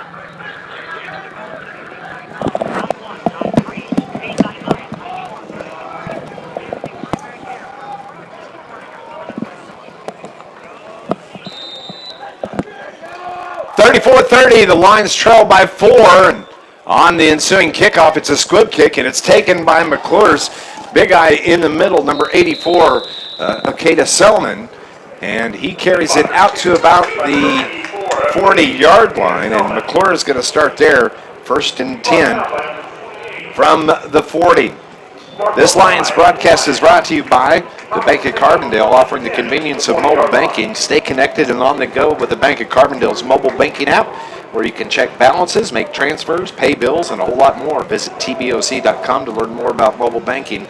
Member FDIC, Equal Housing Lender. Jamar joining us here after Logan gets the win tonight, 77-68 to win the championship in Region 24 and be playing at Nationals in Hutchinson, Kansas, not this coming week, but the week after. Congratulations. Thank you so much. And it's been fun watching you guys this year. Thanks for joining us. McCluer has the ball. It's the pitch to the far side, and Marcus Hawkins was the receiver, and that Carterville defense was swarming on him that time. He had no place to go.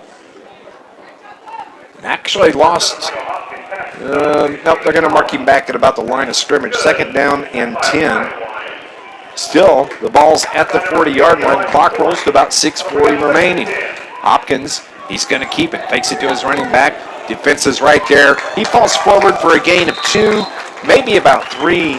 So it's going to braid up 3rd down and 7 for the Comets. Of course, McCluer in Florissant, Missouri. That's North County. And their head coach, Howard Brown. And just a Mizzou grad, was really looking forward to coming over and playing here at Carterville. Of course, Brett Dial, head coach, went to Illinois, so a little bit of rivalry there. The pitch out to the far side to the receiver, Marcus Hawkins, and the Carterville defenders are right there. And first on the stop, it looks like Peyton Biddle was in there. Also for the Lions, Bryce Smith. They did a good job to wrap up the defender, and he couldn't get the first down, so now the Comets are looking at 4th down and 2 from their own 48-yard line. It was a gain of 5. And McCluer is forced to punt. Doing the punting is Ellery Cole, the junior. Number 80, Ellery Cole, back to punt. Clock rolls, making our way toward 5 minutes remaining in the third. Snap is good. The punt is away. Peyton Biddle back. Lets the ball hop inside the 20-yard line. Everybody backs away, and McCluer downs it at the 18-yard line. Carterville has it. 1st and 10 from the 18. So what do you got? You got a week off because you're waiting to head to Hutch. What are you going to do? Honestly, I'm just going to sit at home and just relax my body because, trust me, it's way overdue. Do you guys get like massage and spa time and things like that? We got to this one place in Carterville. It's like you get these compression leg sleeves. It feels so good afterwards. Really? That I can understand because it's been a hard week. 3 games, Monday, Wednesday, Friday, and they were just high intensity games. Every last one of them. And are you bruised up? Yeah. Game on Wednesday, I got elbow in the eye. I saw that. It's kind of black. Got smacked in the eye, in the same eye again today, and made it red. I'm going to get you goggles, dude. You need some. Downen looks to throw. Deep down the right side. Townsend Barton was the intended receiver, and ball was overthrown. And at least that time, it was single coverage and out defensively for McCluer. It was Ryan Jimerson that was there. He had a safety coming over to help out, but he was a little tardy. But the ball falls incomplete. 2nd down and 10 from the 18-yard line. Good, strong throw from quarterback Eli Downen, and just couldn't connect on this one. 5:05 remaining. 34-30 the score. McCluer has the 4-point lead. Downen takes the snap. This time gives it to Preston Sumner. Out across the 20, where he's just dropped after a gain of 2. It's going to be 3rd and 8 from the 20-yard line. McCluer has 3 wins on the season. They played their games, of course, in St. Louis, and there's only about 10 or 11 teams that are playing spring ball in Missouri, and McCluer happens to be one of those. Tonight was supposed to be their senior night at home. That game got canceled. That's how they wound up playing Carterville. Downen takes the snap. He's going to keep it. Falls Preston Sumner, cuts it up at about the 31-yard line. Yes, it's going to be enough for Carterville. 1st down. They'll move the chains. Down on the quarterback keeper. He gets enough for the Lions. 1st down. Kind of wondered if they were going to move the chains or not there. 1st and 10 now. The ball at the 29-yard line. Downen rolls to his left.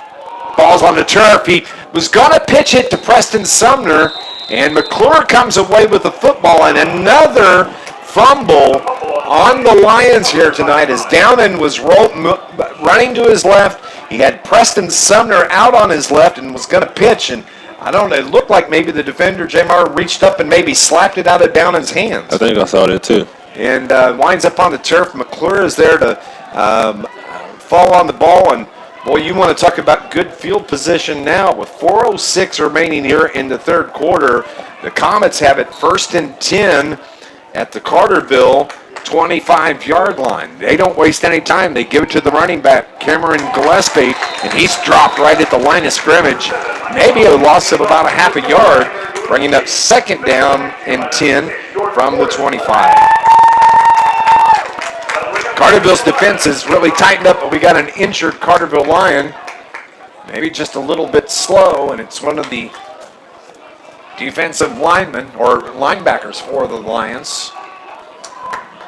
Can't get a number yet, but he's going to fight his way through it. Michael Hopkins, the quarterback, sets the play for his offense, pitches it back to his running back. That's Gillespie out to the outside across the 20 where he's hit and driven out of bounds inside the 20-yard line. Gillespie on the carry. And it's going to be third down now. Peyton Biddle on the tackle. Third down and 3 from the 18. Hopkins. 2 receivers right, 1 to the left. Gives it to his running back. That's Gillespie once again. Brings it near side, out of bounds. And things are getting a little bit chippy between these two teams now. It seems like. Is there a lot of trash talking on the floor? Yes, very much so. All the time? All the time. From the tip-off? Is it just go on like from the tip? I say it's how when we start to win, that's when they talk the most trash. Yeah, you can tell. And it happens on the football field, too. I can tell. It's part of the game. Low snap. Hopkins throws it out to the right side as the receiver has it. Inside the 5, dives toward the pylon. Touchdown. No, they're going to mark him out of bounds short. Looked like he may have got the pylon because it's laying on the ground over on the far side, but they're going to mark it at the 1. So it's a gain of 17. First down and 10 from the 1. First and 10. Carterville gets Gillespie on the ground. It's going to be actually a loss of 2. Second down and goal from the 3 now. They actually mark it at the 4. Second and goal from the 4. Gillespie, and a flag comes flying in from the far side. And it's going to be against the McCluer Comets. False start.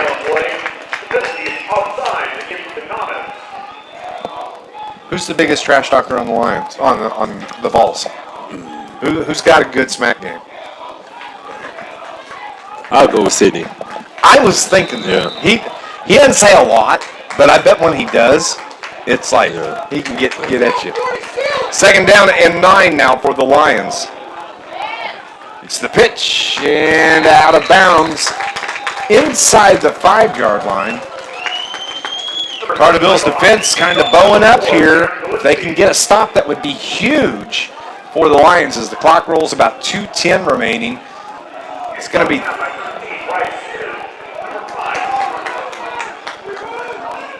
so it's third and goal from the 6. And Carterville's defense is right there. Gillespie cuts it to the outside, and he is going to score on a 6. What a nice run from Cameron Gillespie as he cut it up toward the middle, saw the defense was cracking down on him, and so made just a little stutter step, cut it to the outside, and Gillespie scores on a 6-yard touchdown run for the Comets. This is a good run. Good boy. Used his speed to get outside, and that comes with the 1:55 mark of the third quarter. Carterville's been able to cut this lead to 3. This time they're trailed by 4, and a flag is going to bring the play back. So the touchdown run is not going to count. And it's going to be a hold on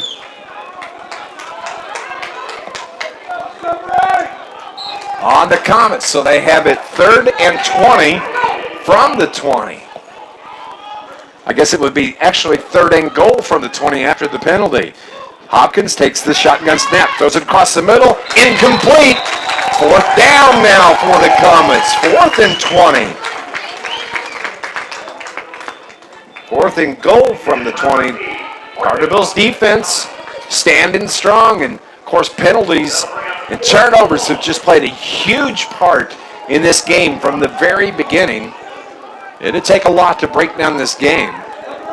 Coming up, we're going to name our Joe's Lawn Care and Snow Removal star of the game in the post game, and that's going to be another motion penalty on McClure's the jetback, Akeda Selman.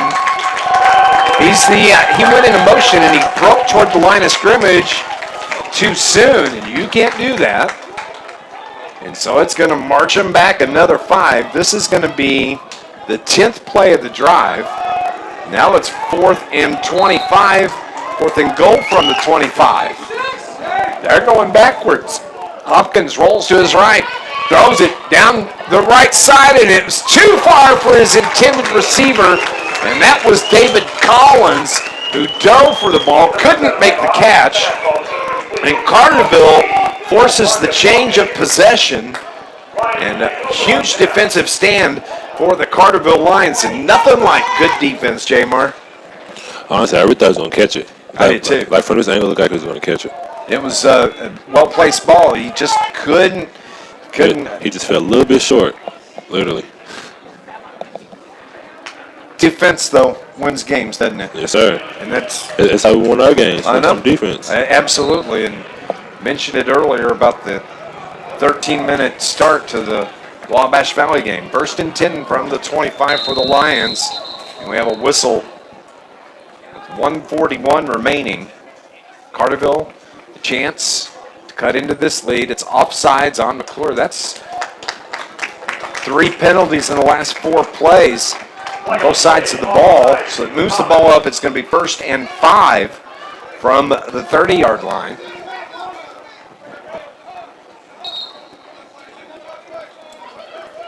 We appreciate you staying up late here on NewsRadio WJPF and on our YouTube live stream. Preston Sumner got a new wrap on his ankle just moments ago. He switches sides to Eli Downan's left side. Carterville has 2 men in the slot, 1 receiver in the slot on the left side. Downan takes the snap. He's going to take it off left tackle across the 35 to the 40-yard line, to the 45, and out to the 46-yard line before he's brought down. Eli Downan has had a huge rushing game here tonight, and that's not bad for a guy 6'4". He's 6'4"? He's 6'4". Oh, wow. Actually, maybe 6'5". 1st and 10 from the 46. Jamarian Sharp staying with us here the second half. I really appreciate it, man. No problem. And just proud of you guys, and it's been a lot of fun to watch, and can't wait to see how things go in Hutchinson. Me either. You know, it's going to be a lot of fun. Wished I could go. Are they going to allow fans out there? Ooh, I don't know. That's a good question. I haven't heard. 1st and 10 from the 46. 65 seconds remaining. Sumner has it. Spin move out across the 50, 45, across the 40, where he's brought down with an ankle tackle. And Preston Sumner, after getting that wrap on his right ankle, that's a big run for Sumner. Clock is under a minute. It's 1st and 10. The ball is at the 40-yard line of the Comets. Carterville trails by 4, 34-30. Downan sets his offense. Sumner on the RPO. He keeps it. And the defensive end for the Comets is right there along with 3 of his pals. And Sumner had nowhere to go. He was best just to give himself up. And it's going to be a loss of about 3. Actually, it's going to be a loss of 7. Wow. So it's going to be 2nd and 17. With the ball placed at the 47-yard line. Clock rolls. Carterville with 12 seconds on the play clock. Slevin on the game clock. 5, 4, down, and it's going to keep it. Off right tackle, gets a block. Out across the 40 to the 37-yard line. And that's where we're going to end the 3rd quarter. At the end of 3, it is 34-30. McCluer clinging to a 4-point lead. Stay with us. 4th quarter action is coming up next here on NewsRadio WJPF. I actually have to go to my teammates. Who want to celebrate tonight? Don't blame me. I appreciate it, man, so much. At the end of the 3rd quarter, the score is Carterville 30, McCluer 34. I said, hello. Congratulations.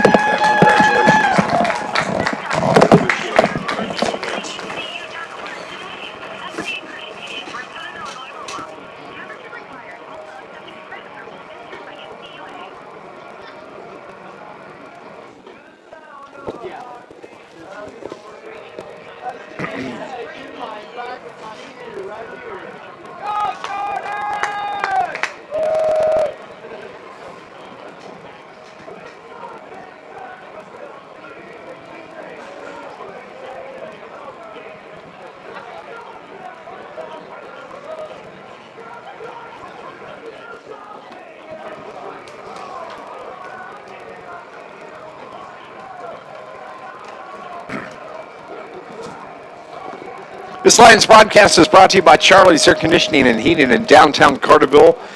For installs and repairs, call 985-2502 and get back to comfort this season. Proudly supporting Carterville Lions. 34-30. I want to say thank you to Jamarian Sharp for joining us. He's going to take off and go celebrate with his teammates after they won the Region 24 championship tonight over Vincennes. John A. Logan College a winner 77-68. Carterville has the football. Third and 8 from the 38 in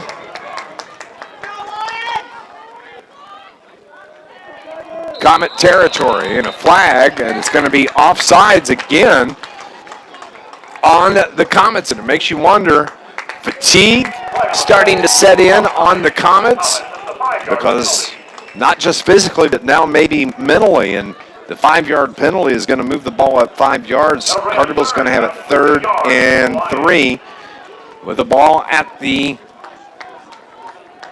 38, at the 33.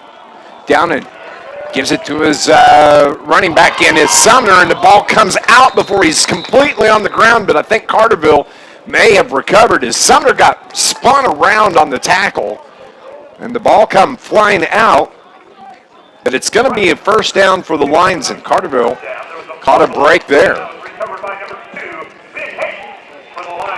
Ben Hake on the recovery for the Lions. Congratulations, Ben, being right there. Hake now splits himself here to the far side left, just below us. Downing looks to take the snap. He's going to keep it, looks to run. Keeps his feet chugging. Defenders grab hold of him. They don't ever get him on the ground. Nice job defensively by the Comets. So it's going to be 2nd down and 10 as Downing got back to the line of scrimmage from the 29. 11 minutes remaining in the game. Carterville trails by 4, 34-30. Eli Downing takes the snap, gives it to Townsend Barton. He wants to get off the left edge, up inside the 30 to the 25. The ball's loose, it's on the turf, and it falls out of bounds, and Carterville caught a break on that carry by Townsend Barton, as he just lost the handle, just running out of bounds. It's going to be a gain of 5, bringing up 3rd down and 5 from the 24 now.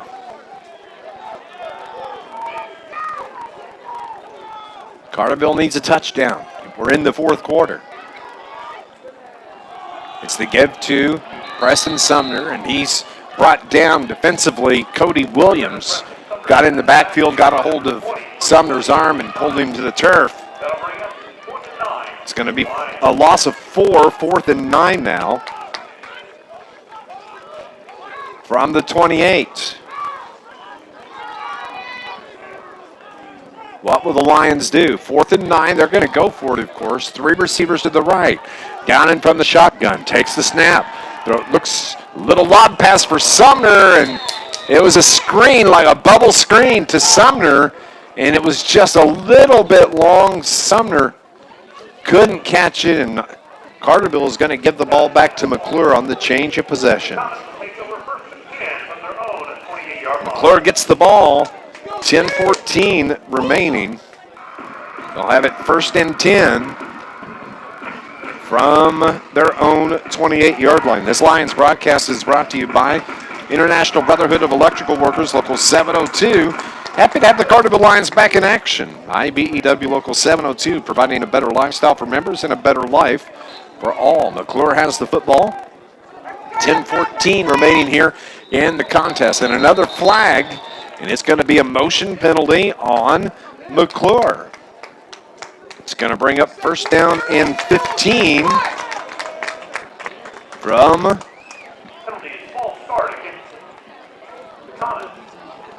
they set it down at the 23-yard line, a loss of 5.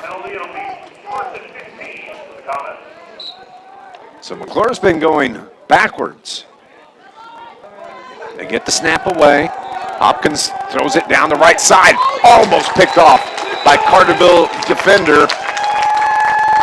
Coming over to get a hand on it, Matt Wallace. Also, it was Peyton Biddle in coverage on the receiver.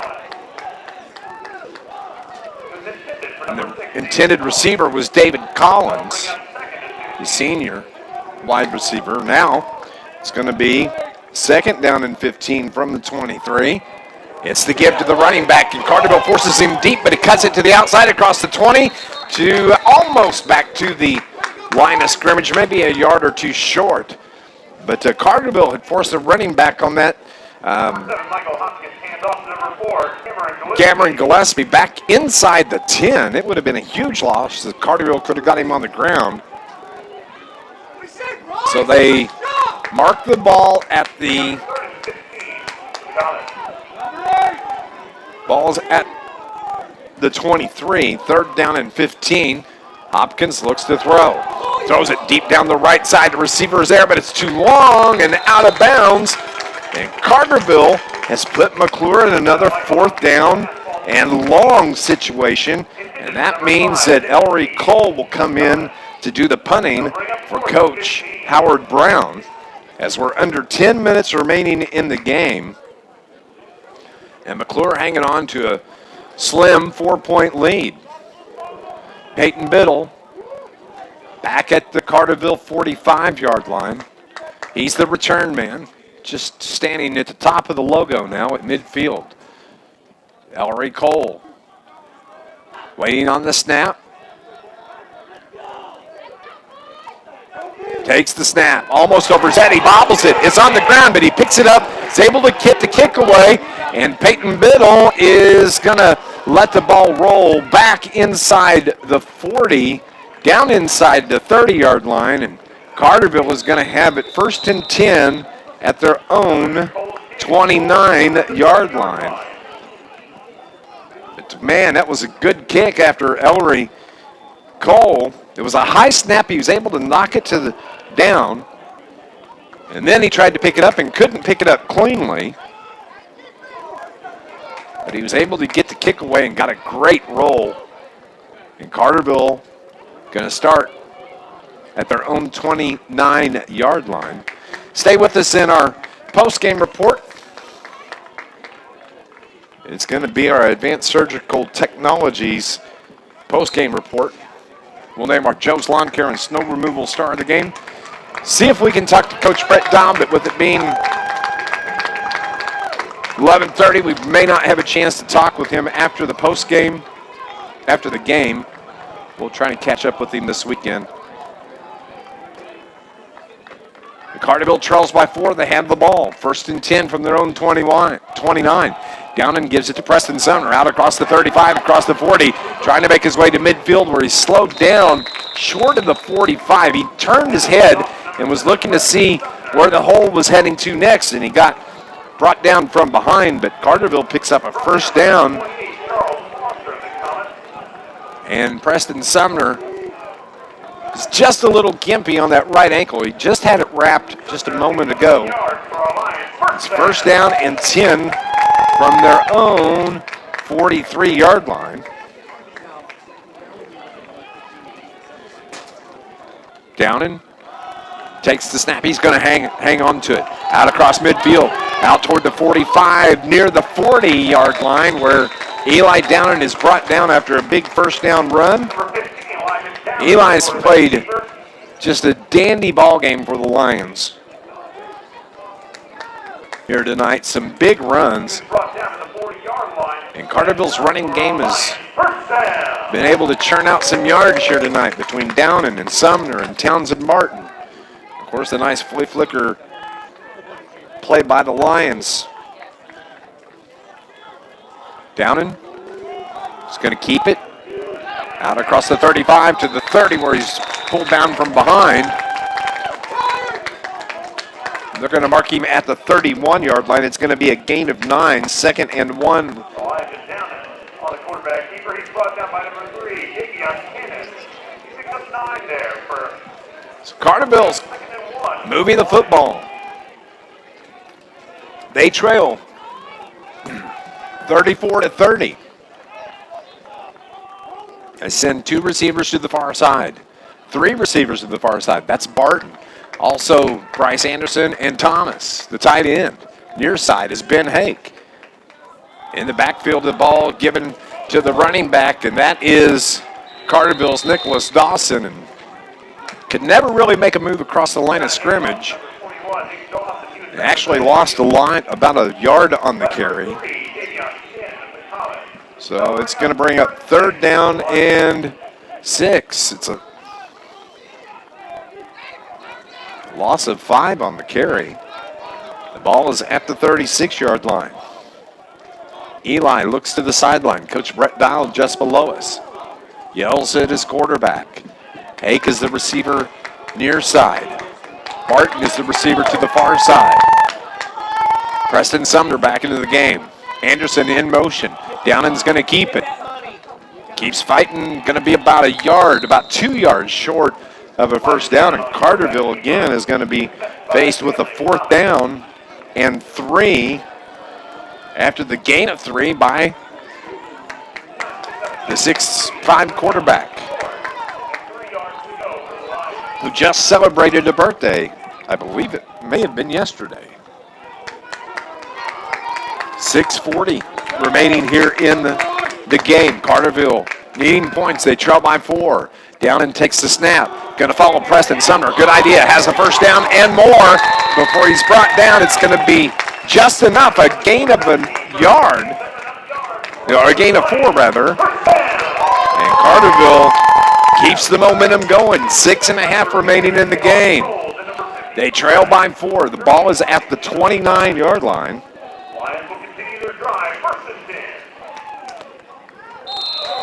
10. And another flag comes in, and it's going to be against the McCluer Comets, and it's going to be an offside. And now Carterville's going to have it 1st and 5 from the McCluer 24. That'll bring up 1st and 5 for the Lions.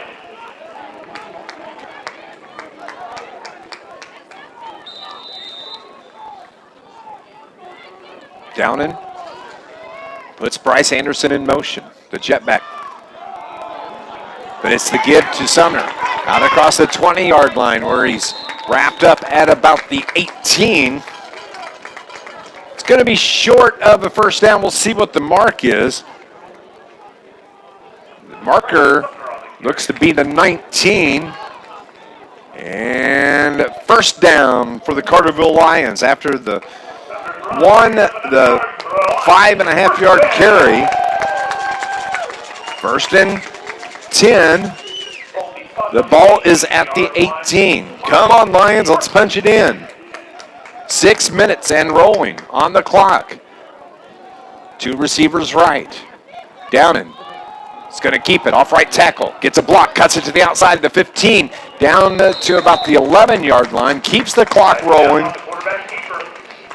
2nd down and about 3 now for the Lions. After the gain of 7. They're going to say officially a gain of 6. 2nd down and 4 now. 5.5 remaining. Ben Hake near side. Anderson in the slot. It's the give to Townsend Barton. On the jet sweep. Inside the 10 before he's knocked out of bounds. Not quite enough for a first down, but it's going to bring up a 3rd and short for Coach Brett Dial. 5:17 showing on the clock. Carterville has trailed the entire game tonight. But they are on the verge with the touchdown of taking the lead for the first time. 3rd down and 2 from the 10. Downing gives it to Sumner. Inside the 10, inside the 5. Keeps the legs churning to about the 3-yard line. 1st down and goal for the Carterville Lions after a great run, a power run from Carterville's Preston Sumner. And there's a delay on the field. I'm trying to figure out exactly why. This Lions broadcast is brought to you by SIH. where they offer rehabilitation for acute, inpatient, and outpatient care. Visit SIH.net for more information. There's a penalty.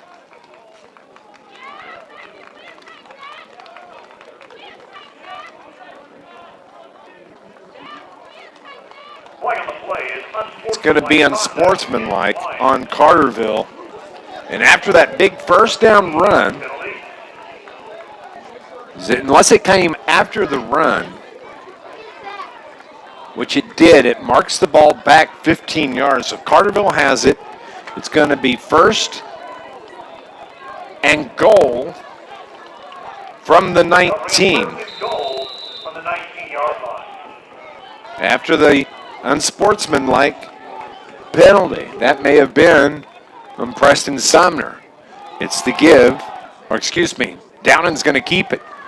Bangs his way down to about the 11-yard line. Clock rolls, 4:45 remaining.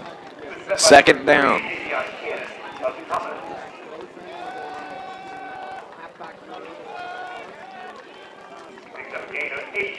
It's going to second and 11 after the gain of 8. The ball is placed at the 11-yard line. Second and goal from the 11. It is Townsend Barton on the jet sweep, who gets stopped inside the 10. And time becoming a precious commodity for the Lions at this point. 4 minutes remaining. After the carry by Barton, Carterville needs a touchdown to take the lead. Third and goal from the 8. So what does Brett Dial call here? What will the Lions do? Sumner, again, operating from the shotgun all night long. Anderson in motion. Down and rolls to his right. Gets it out to Anderson. Tries to make a move at the 5. Fights his way and is brought down out of bounds. It's going to be short of the goal line. And Carterville is going to be looking at a 4th and goal. And the spot is going to be at the 4. So it's 4th and goal from the 4. This may be the ball game for the Lions. They trail by 4. Eli Downing breaks huddle with his Lions. The play in from head coach Brett Dial. Clock under 3 to play. Lions trail by 4. And a timeout is taken by McCluer, by Howard Brown, the head coach over on the far sideline. We're going to pause for 30 seconds. Play of the game right here. 4th and 4, under 3 to play. Carterville needs points to take the lead. Stay with us. Come on, somebody support the team.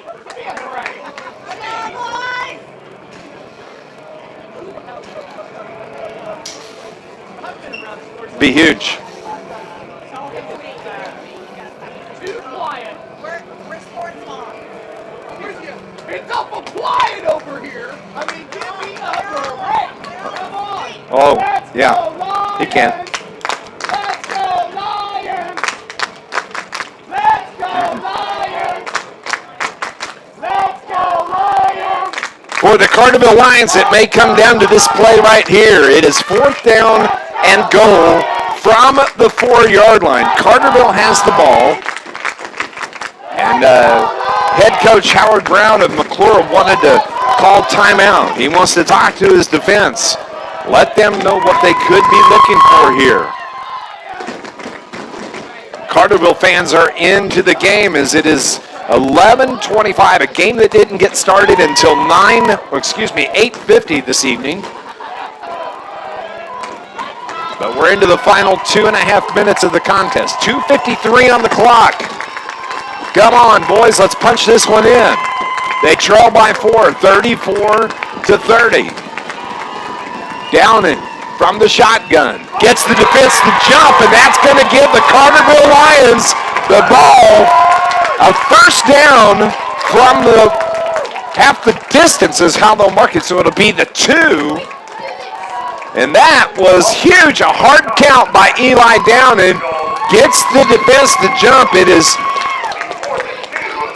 it's going to be 4th and 2 from the 2.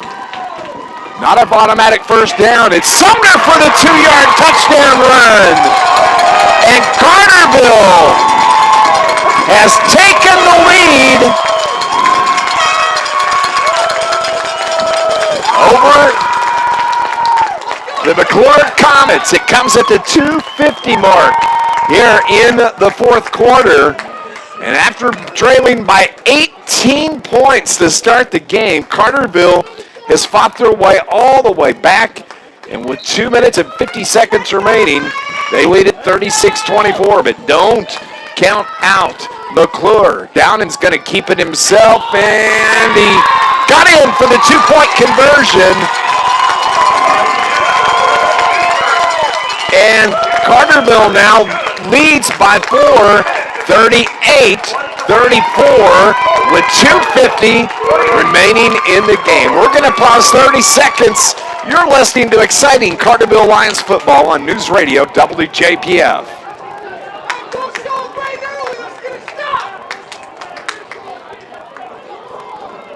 I'm not.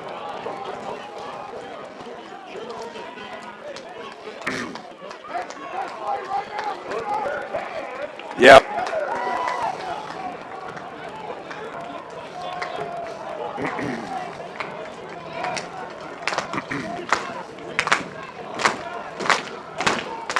Okay. With 2:50 remaining in the contest, Carterville has taken their first lead of the game, 38-34. But don't count McCluer out. They're an explosive offense, and Carterville has had problems containing them tonight. But at the moment, the Lions have the 4-point lead, 38-34. Jaron Lutenbacher ready to kick it away. This time he does kick it down to the near side. A great kick by Lutenbacher. Gets by the receiver, and Carterville has him pinned at the 10, at the 12, and that is where the McCluer Comets are going to have to start deep within their own territory. And Jaron Lutenbacher is one of my candidates for the Joe's Lawn Care and Snow Removal Star of the Game. He has done an outstanding job here tonight for Coach Brett Dial. But McCluer, they've got the football, they've got the speed, and they can score points in a hurry. It's 1st and 10 from the 10-yard line. 90 yards they need in order to take the lead, and the Carterville defense has been stout in the second half. As Hopkins rolls to his right, throws it out incomplete, right into the receiver's hands. And intended receiver was Marcus Hawkins, and he just couldn't corral it. And there were 2 Carterville defenders that were right there, ready to put the pop on him, but it falls incomplete. 2nd and 10 from the 10. Hawkins, he operates from the shotgun, takes the snap. He throws it out to the left side. The intent out there on the pass, it's Gillespie down the left sideline, and he's knocked out of bounds. It's going to be enough for a first down for the Comets. Cam Gillespie on the carry. It's going to be 1st and 10 from the 25. Hopkins gives it to his running back, and he fights his way forward for about 2 or 3, 2:20, but the clock is stopped as there's a flag on the field, and it is going to be, stay with us, kind of hard to see. The officials are going to talk about it. The ball is at the 20, almost the 28-yard line. Appears that it may be against the Lions.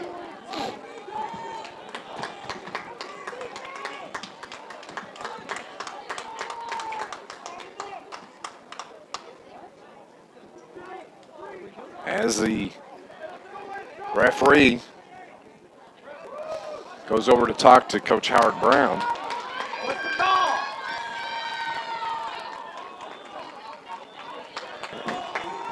It's against the Lions. So the ball is at the 30-yard line. It is going to be 1st and 5, and Carterville had the running back trapped in the backfield, and they get him to the ground.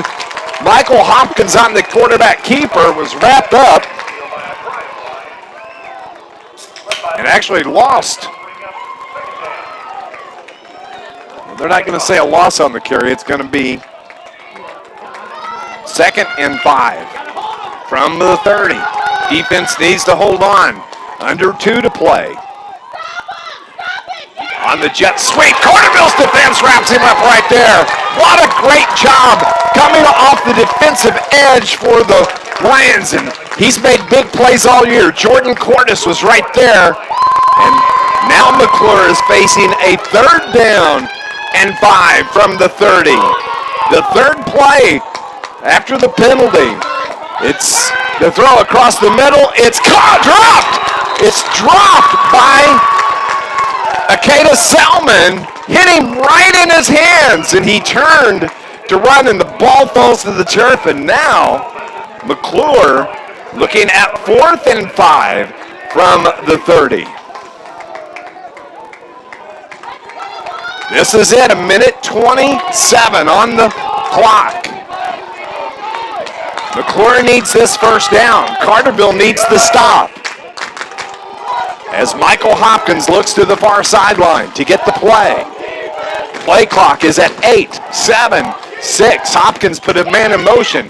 The give to the running back, and Carterville's defense steps up, and on the stop, it is Jordan Cordes that brings the running back down in the backfield, and Carterville has the football with 1:23 remaining in the game, and Jordan Cordes, another candidate for the Carterville Lions, and our Joe's Lawn Care and Snow Removal star of the game. What a big hit by Jordan Cordes to give Carterville the ball back with 1:23 left in the contest. Oh, this has been such a good ball game. It didn't start off good or pretty for either team.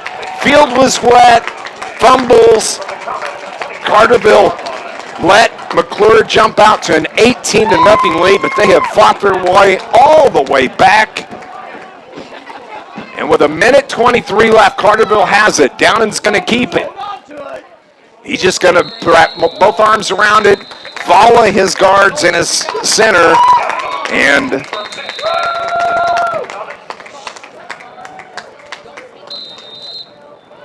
we have timeout that's called by McCluer with 1:12 remaining. Carterville is looking at a 2nd down and was that 8. There's a gain of 2. And just an outstanding game. Carterville just needs to run the clock off. And again, we just want to say thank you to the McCluer Comets from up in Florissant, Missouri, head coach Howard Brown, the administrators at McCluer, and the administrators for Carterville that were able to put this game together. McCluer was needing a game. Their opponent, this was supposed to be their senior night, and they're celebrating their senior night here on this field with Carterville because their opponent had to drop out because of COVID. And so they reached out to Brett Dial, said, hey, we got an open date. We'd love to come play you. And the administrations were able to work it out, the athletic directors.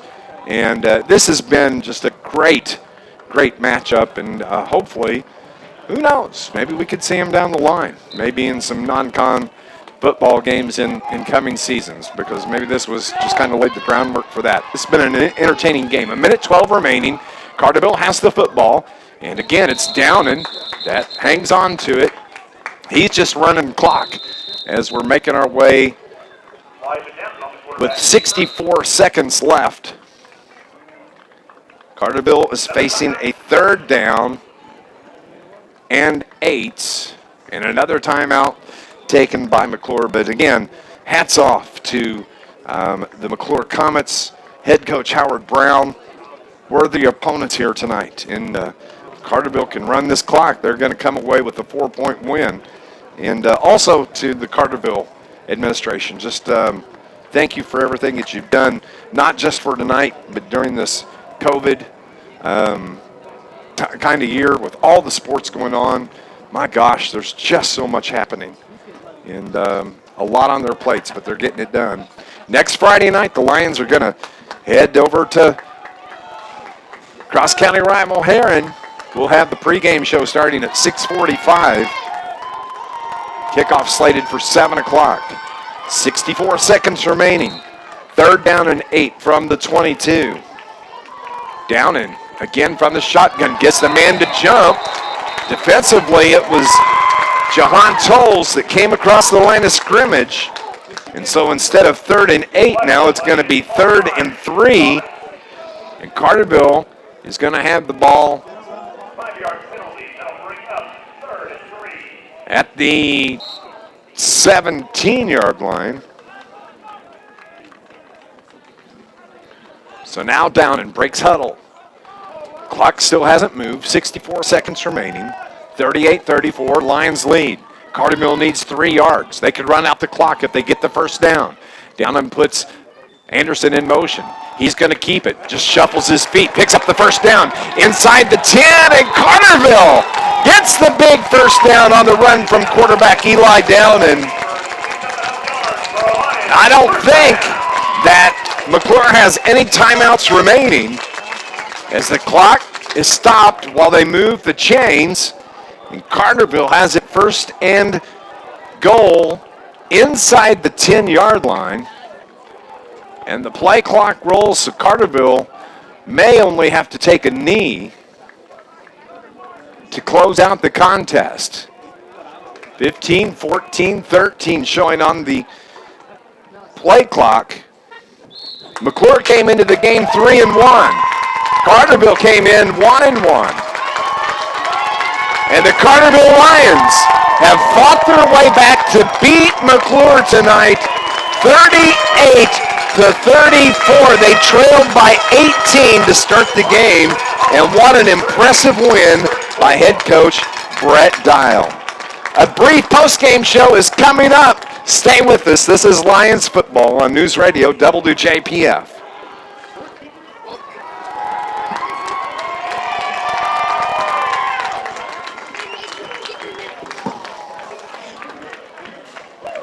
Yep.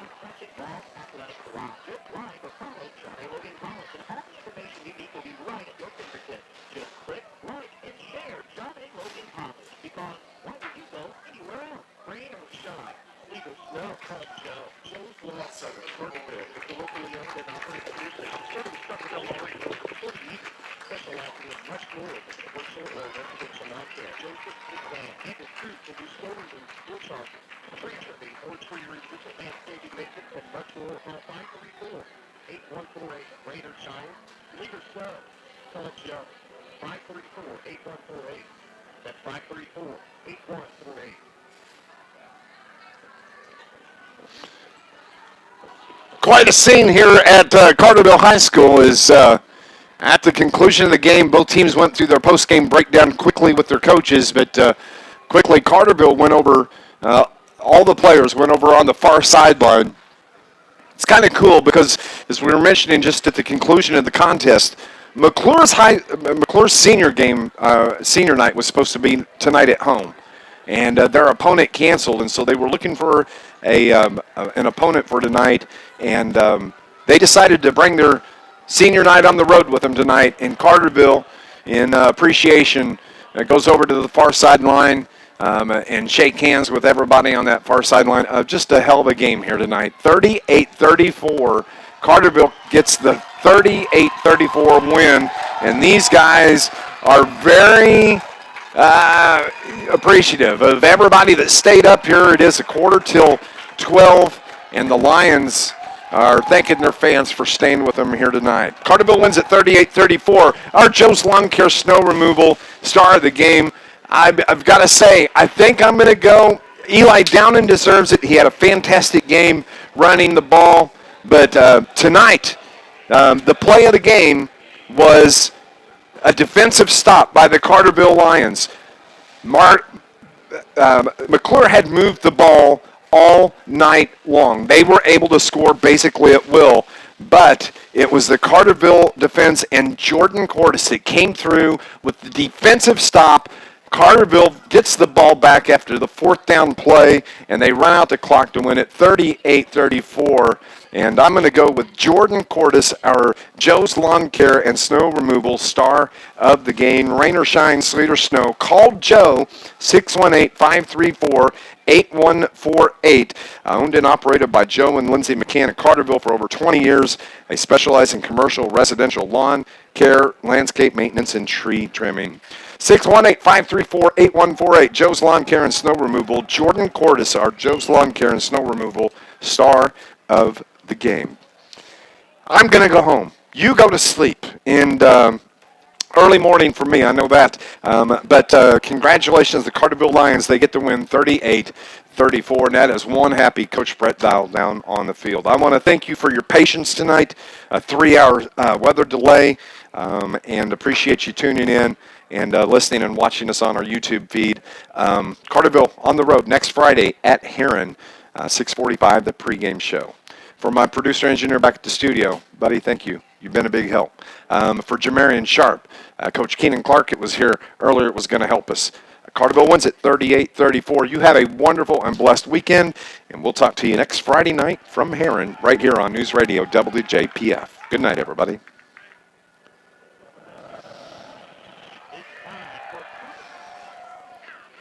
Thanks, buddy.